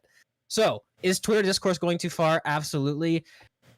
Is there a conversation to be had with 343 needing help from another studio or another studio stepping in? I think so. And I think it's, you need to split hairs and get into semantics. So do I think another studio should just come in immediately and completely take over? No, obviously there would be a culture shock. There would be, like Dan said, would all the employees of Studio XYZ really care about Halo? No. But here's the problem: is that as we see with studio leads all the time, like say Cory Borlaug, who is not working on Call of Duty Ragnarok, God of War Ragnarok, which maybe some people don't even know that he's not. He's off doing his other thing. Yeah. I almost wonder. I'm part of the camp that I do think another studio should be involved at this point. I have not been happy with. There has yet to be a 343 game that has come out that I've sort of not had any issues with, and that might sound really entitled, and I don't mean like every game has to be perfect, but like Halo Reach came out.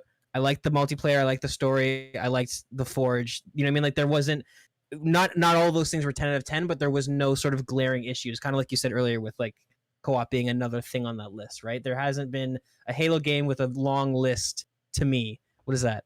I raise you in armor lock. Okay. Yes, one ability in the game was fucking stupid. You're absolutely correct. I'm not going to even argue that. Yeah, armor lock is fucking stupid and destroyed the sandbox. But 343, I mean, I just pulled up just to sort of check and make sure I wasn't totally off base, but just to check the Metacritic user scores to see what some of these games were. Like, I have ODST and Reach, which are the last two Bungie developed games. User score for Reach is 8.4, and user score for ODST is 7.6, which is, I mean, understandable. It was a full price game that was very much an iterative sequel, right? And then you have Halo 4, which is a 7.1, which is getting a little bit low. And like Dan and I have talked before, really fast-paced multiplayer, very Call of Duty inspired. Didn't really hit with the community, but wasn't awful. And then you have Halo 5 Guardians, which has a user score of 6.4. The Master Chief Collection, as we know, was broken for years. So I don't know, like I almost feel like with 343, you have toxic negativity and you also have toxic positivity, where there's a lot of people that are like, well, no, just give him another chance. And it's like, well, we're like 10 years into them having this IP and they have yet to have a really strong sort of all-out thing. And for a lot of people, Infinite was supposed to be that. And Dan and I played the flights, and back when all it was a flight, we were like, holy fuck, they did it. Like, this is, the core gameplay is fantastic. Wow.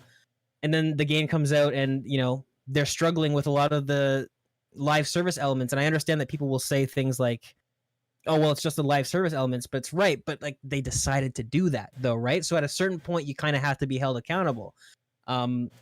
So deciding to make your biggest franchise for this console a live service game when clearly they are not ready for that. I mean, I don't know. I can't help but feel like, and sorry, I need to go on another tangent. So when I see a lot of criticism online and they say, is 343 inept? Say that's a really hurtful thing to say. But I almost wonder if like people, and again, the onus is on the person saying this, so they're not exempt from responsibility. But like, I know for me, when I criticize 343, I'm talking about the higher ups who actually make the decisions. The art department didn't decide to make Halo Infinite a live service game, right? The sound department, the sound editing, the coders, the engineers, the gameplay development team, they didn't decide to make that. It's the leads, right? And eventually the buck has to stop somewhere. And I am one of those people that thinks like, okay, maybe it's time for Bonnie Ross to maybe move to another studio or something to happen here, because I feel like, again, all these launches were Halo 4, Halo 5, MCC was a fucking disaster when it came out. And we still experience problems on PC, as Christian will very familiar with. Don't worry, that's the Xbox Windows launcher. Store. Yeah, But Dan's not totally wrong. Microsoft Store is but I still awful. blame MCC because I can do that. I mean, you can, but that's not what it's Windows Store that with that specific issue.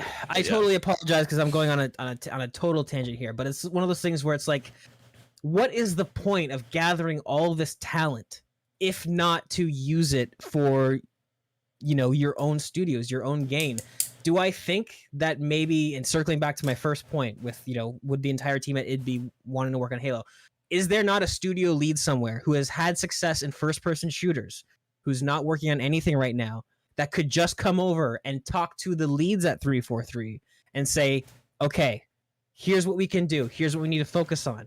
Is there anyone, does Xbox own any studios that has experience with live service that can come over and say, hey, here's what you need to focus on. Here's what you need to stop, because something is not working. Whether or not we agree on the severity that 343 has fucked up Infinite, something is not working. We always talk about how Infinite should have been delayed a year. Are we saying that Infinite should have been delayed to spring 2023 and then it would have been fine? Like, it just seems like there's always another thing, and then there's always one half of the fan base going ape shit. Well, I'm not going to say one half. I do think they're vocal minorities, as with most things. You have one vocal minority saying, this is awful, this is cancer, fucking hang them, burn them at the stake. And then you have another half saying, well, no, just give them, they messed up this time, but just give them another time. And it's like, well, it's been 10 years of this. Clearly there's something wrong somewhere in the totem pole. And again, I don't believe it has anything to do with the developers working there, you know, sweating over this game. Of course not. But something in the senior management, something is not working at 343. And I think that they do need an intervention with another studio, in my personal opinion. Sorry, that was a huge thing. This man had an axe to grind, dude. He came here. I think. Yeah. Sorry. I just want to say, I think you have a lot of great points, Gage, but I still, at the end of the day, and I'm not personally saying like, oh, let's give 343 one more chance.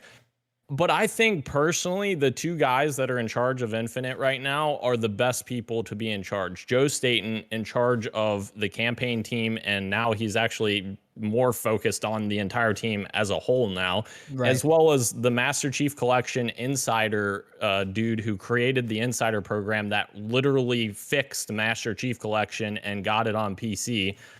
Those two being in charge now are the two best people for the job. Like, they literally are. I think the problem is they got on board way too late in the game.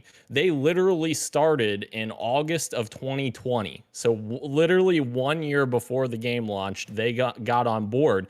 And the rumors have it that the reason why we never saw multiplayer in 2020 is because the multiplayer was a completely different multiplayer. It was a hero-based shooter that was under the helm of Chris Lee, who was the former head of Halo Infinite at 343. And like, I know you reference Bonnie Ross a lot, Gage, and I totally understand that. She's at the helm, and at the end of the day, it's her responsibility to make sure shit's going correctly.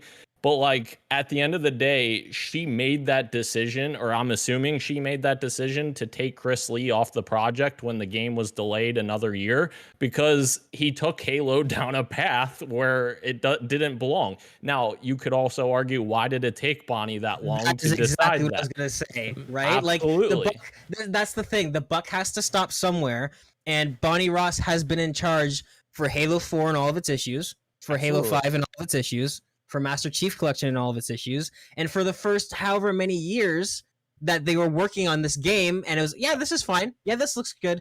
Oh, no, wait, actually, you know what? We're launching next year. I don't think I like this. Yeah. I'm sorry. If it was any other, can you think of another studio that would, I don't know, man. I'm sorry. It does. No. I totally agree with you. That's what I'm saying. I agree with what you're saying on that front. Like, I can see that perspective. Absolutely. I just don't know that for a fact. There's no Jason Schreier article out there that says Bonnie Ross is at the helm of this disaster. I'd love one. I agree. Love one too. And again, and just in case there's anyone watching who might be like, you know, maybe wants to get their White Knight shield out, not saying that Bonnie Ross is sitting there, you know, like, I'm gonna fuck over Halo. Sometimes people aren't right for the job that they're in. That is all I'm saying, right? And again, this isn't coming out of nowhere. This is coming after 4 or 5 game launches that have not been perfect, right? So I just wanted to nip that in the bud in case there's anybody watching, or this is going to get fucking clipped somewhere and be like, oh, Gilbo Biggins hates Bonnie Ross because she's a woman. No. Just sometimes you're not good at your job, and sometimes it happens 4 times in a row. Okay, I'm just saying. And like you said yourself, Dan. Like, yeah, she might have pulled him off, but also why was it allowed to go this far? With, you know what people would really like, even though they've been asking for a return to basics for 10 years, is a hero shooter. Let's spend 4 years developing that. So just to go back real quick to the root of what we were talking about. So the reason why I think we're in the position we're in right now is because of that transformation of the game. We literally started multiplayer over in 2020. I think that's the main problem. When you're starting a brand new game all over again, essentially, it's going to take more time. And I think during COVID, nonetheless. Yes. During COVID, exactly. Yes. And we saw that at launch when we got a great gameplay base at launch, but the fundamental issues with the challenge system and the XP and the progression system and predatory monetary system really aggressive. So that's the root of the problem, in my opinion, is with the current people in the place right now, Joe Staten and the other guy's name escapes me right now, but with them in charge, in my opinion, I think those two are the correct people to be in charge right now. I just don't see any other reason for them not to be. Now, that's not saying, Gage, that I'm saying we should just overlook all of these issues. I think absolutely something needs to be done, and Phil needs to look at 343 and say what's going on here and address the problem. And if that problem is Bonnie Ross, then take care of the problem. You need to do something. And that's not even to say to fire Bonnie Ross. Chris Lee, that's not even to say that. I'm saying move her to another studio or something, or exactly, have her start an offshoot, like you said. Yeah. And Chris Lee is a great example of that. They pulled him off of Halo Infinite, but he now works at Microsoft somewhere else. Like, they literally took him into a tunnel somewhere, and now he's doing something. I don't know, but literally, there's so many things you could do. Now, I don't know. No, I hear you. The only thing I'm going to disagree with you is on the root cause, because the root problem was allowing the game to get developed under that scope, in my mind. Like, if you buy a car and it doesn't have an airbag or a horn, and they're like, sorry, we had to completely redesign the car like a year ago, that's why you're getting the car like this. It's like, well, no.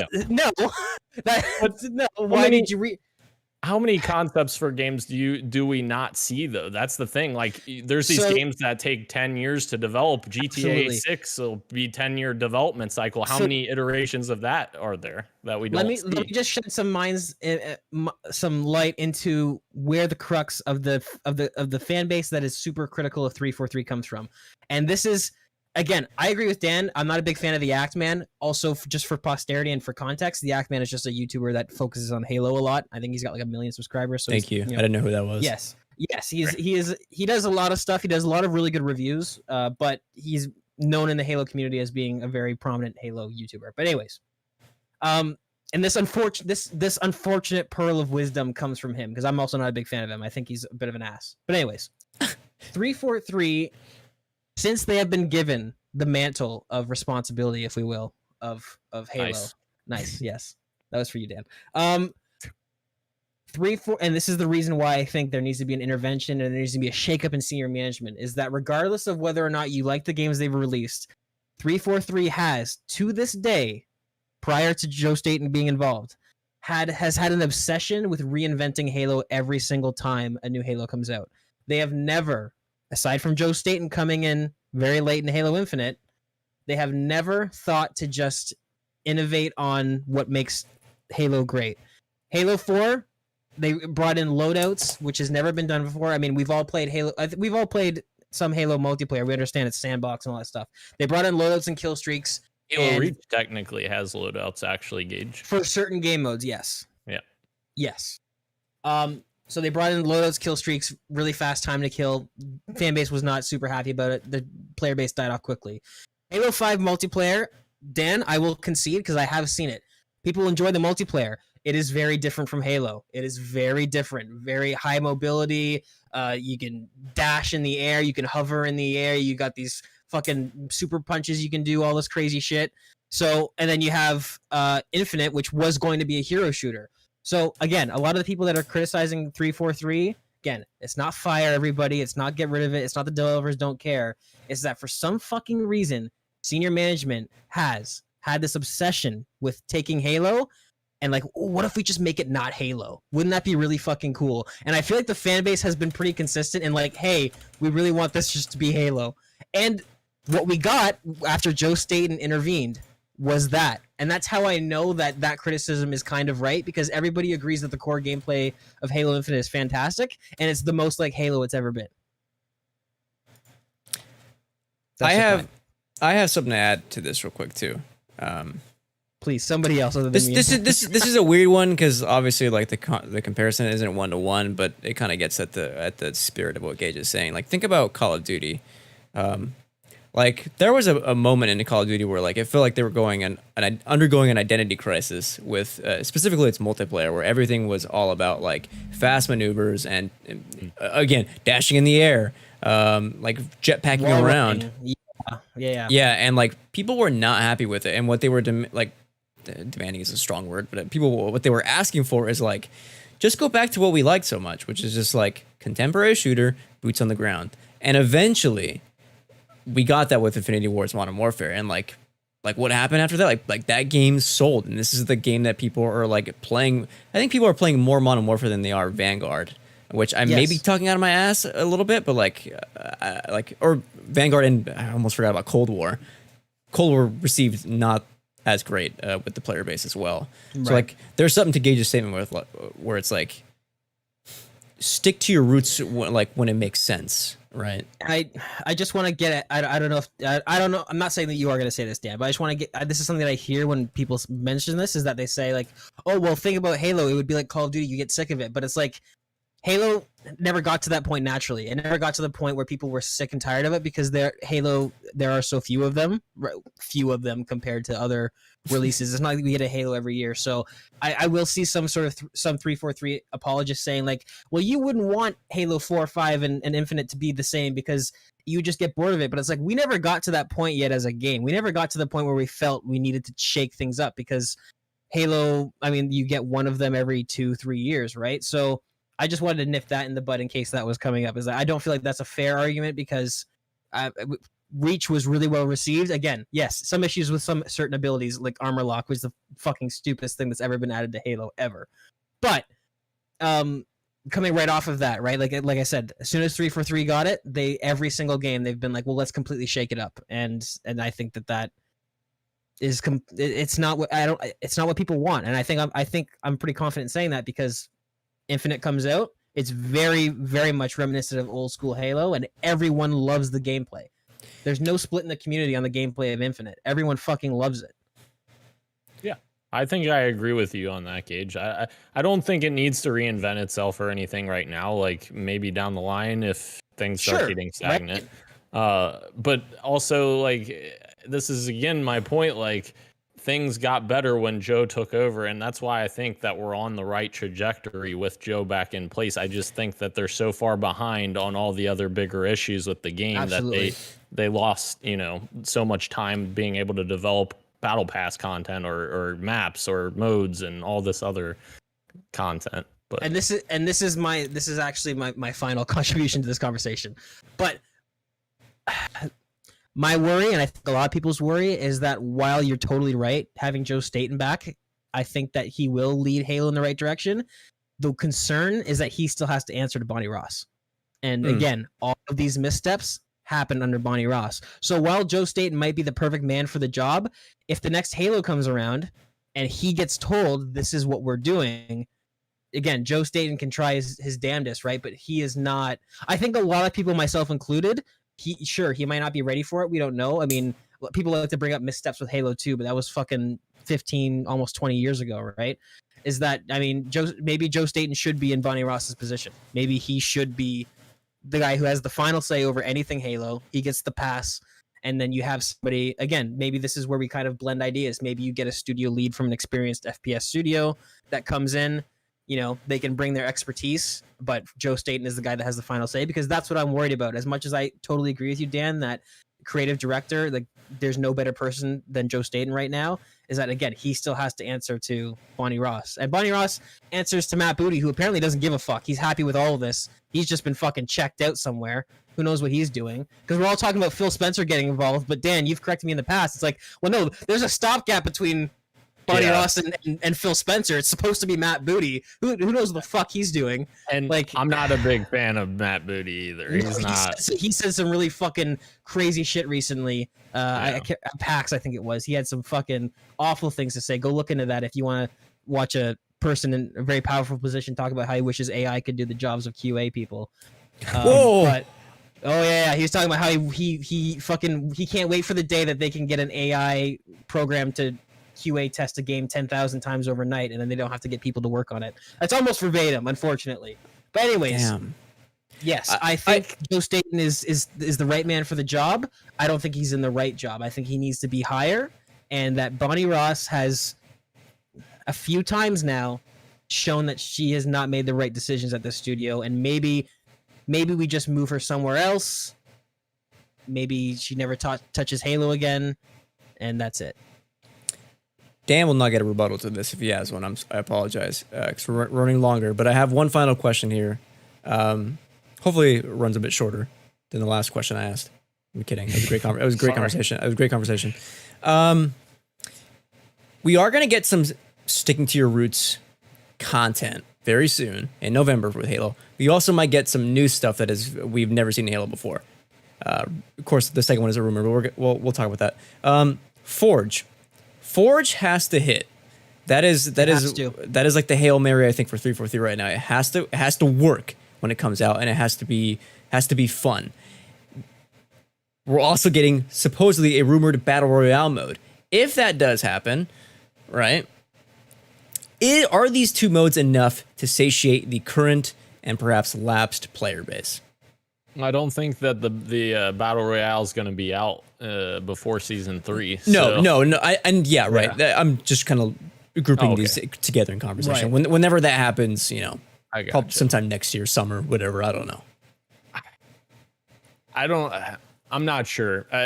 Obviously, Halo 5 had great multiplayer, but it had a huge decline in players the last 2 years that it was on the market, essentially, or I say the last 2 years, but normally games are on 3-year dev cycles. So I'm thinking 2016, or I'm sorry, 2017, 2018, it was already on the decline, and it came out in 2015.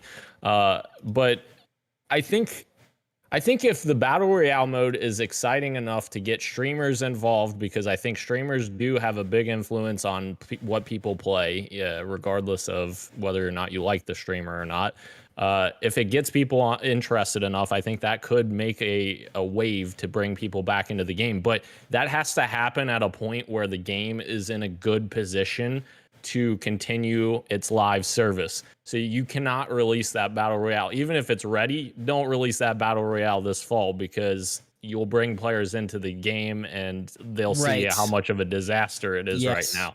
So I think the best way to launch the battle royale would possibly be season 4 launch after season 3 ends. They've already announced season 3 content. All of that's already there. They could announce it at E3 because season 3 goes through June 27th, or I guess whatever E3 is this year, or next year. And they could kind of have a big wave of content with season 4 and with battle royale, and hope that it's enough to bring people into it. So I think Forge also is a big deal. Forge goes hand in hand with custom games, which custom games are literally some of the most fun things to do in Halo. Like that, go boot up Master Chief Collection and go to the custom game browser. There's so many fun fucking games to play in there. I think Forge is very important, and they're actually 343 has 2 Forge maps that they are putting into the winter update starting November 8th. So while we're not getting designed maps by 343 like from the ground up, we're getting maps that are made in Forge by 343, which is the next best thing. And this iteration of Forge just looks incredible from all the leaks that we have seen thus far. So I'm very hopeful that at least Forge helps sustain people that are playing the game until that big wave of content next year. Right. I think Forge probably should have been a huge priority from the get-go, because it can alleviate the team. We can create content for ourselves, right? And I do want to, I was just thinking about this as you were talking, Dan. I do want to say that I recognize that 343 or any developer of a Halo game, they kind of have way more on their plate than any other studio for a shooter by default, and this for this reason in particular. If you think of Call of Duty and people who love Call of Duty, what their bread and butter is, what they are excited about, it's multiplayer, right? 99% of them. We have campaign enjoyers, sure, but multiplayer is the thing that needs to hit for Call of Duty, and it's just multiplayer. But with Halo, you have some people play Halo because they absolutely love the campaign. There is enough of a campaign and a story there, as you guys have seen now in Halo 2 and 3, that people love it for that. Some people love it for Forge and only play Forge. For Halo Reach, however many thousands of hours I've played that game, I probably have half of that time spent in Forge. And then you have multiplayer, right? So 343 or any studio that makes Halo has their hands full kind of from the get-go because they need to make so many different game modes and they need to all be up to the same standard of quality because the Halo fan base is so diverse and they all like different things. But yes, I think Forge should have been a heightened priority from the get-go. It absolutely needs to hit. It needs to work. I understand it's launching in beta, but like if they launch this thing and in 2 weeks it's deleting people's saves, it's deleting games, that's going to be another fucking setback. So Forge absolutely needs to hit. That if they needed to delay it a month or whatever, that's fine. Forge needs to come out, in my opinion, it needs to come out this year and it needs to work as a beta, right? Like it needs to, like I'm saying, it can't be like a game breaking thing where you spend 16 hours on a game mode and then it fucking deletes itself, right? Like that's going to be, they cannot afford any more bad press at all. So yeah, Forge needs to hit.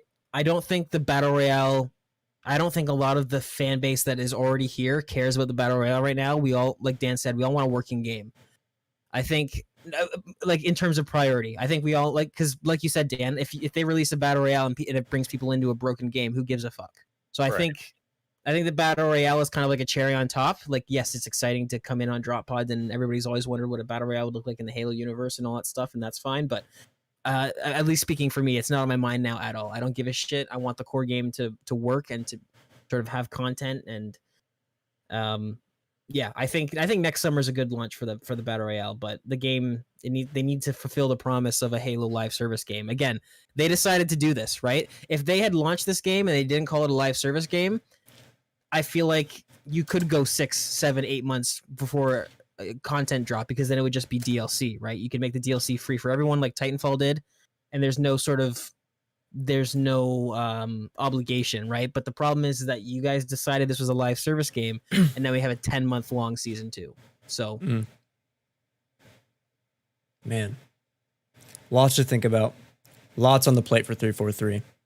Before we end the show, I have one last question, and this is just specifically for Ro, only Ro. Okay, Ro, are you and me gonna jump into Forge when that comes out? Should we jump into Infinite and play with the lads? Huh? Are we done? Oh, did we wake you? I'm sorry. No, it's all right. To answer your question, yes. I like to. It's free, right? Like I think a battle royale and all that stuff is super exciting for players who are like myself aren't playing it. That'll get me something to jump back in and give it a shot. Will it ignite new life into Halo Infinite? I don't know, but it definitely will get me to pick it back up and try again. So yes, I would love to play Forge with the boys when it comes out. And that's all we can ask for. Oh, Dan, please. Let me just preface, you guys probably wouldn't be that interested in Forge like as a game mode because you're just building maps. So No, I mean, I'll play other people's content. Yes, Is what I meant. okay, yes, okay. Yeah. There's already leaks of like Mario Kart tracks and it's like a Mario Kart game mode, right? Stuff like that. Yeah. I want to jump in here, Christian. I want to apologize to Rashan because I recently shared a meme. All right, dogging these guys for me disassociating while they talk about weeb stuff, and yet we've just had an episode where Dan and I talk about Halo for like 6 hours. It was a good conversation, especially the second, like I think the second question. I was like, I was entertained. I was listening like a podcast. I thought I was listening to the show. The timing of me making that snarky little comment and then literally coming into this episode where Dan and I talk for an hour straight, and you guys just sit there. No, I just thought that we're had talking to be, about Bayonetta as the topic of the show. Oh, dude, I can't wait. Please, you guys she's so sexy. It'll be win-win. Fun fact, real quick, before we end the show. I was like, today, easy episode. It's gonna be like 90 minutes max, no doubt. Here we are, 2 hours later. Anyway, folks, thank you again to everyone joining us live on YouTube, Twitch, not Twitter, and podcast services everywhere, including Apple Podcasts, Google Podcasts, Spotify, Stitcher, and everywhere else you get your podcast. Thank you, Roshan. I love you. Thank you, me. Thank you, Gage. I am Daniel. No, that's not true. Thank you, Daniel. And this has been Podcast PXN, and we are out. Much love. Remember to go to your local Walgreens and use code Daniel Prindle for 10% off your meat order. Keep on gaming. Thank you, sir. See ya. Someone finished it.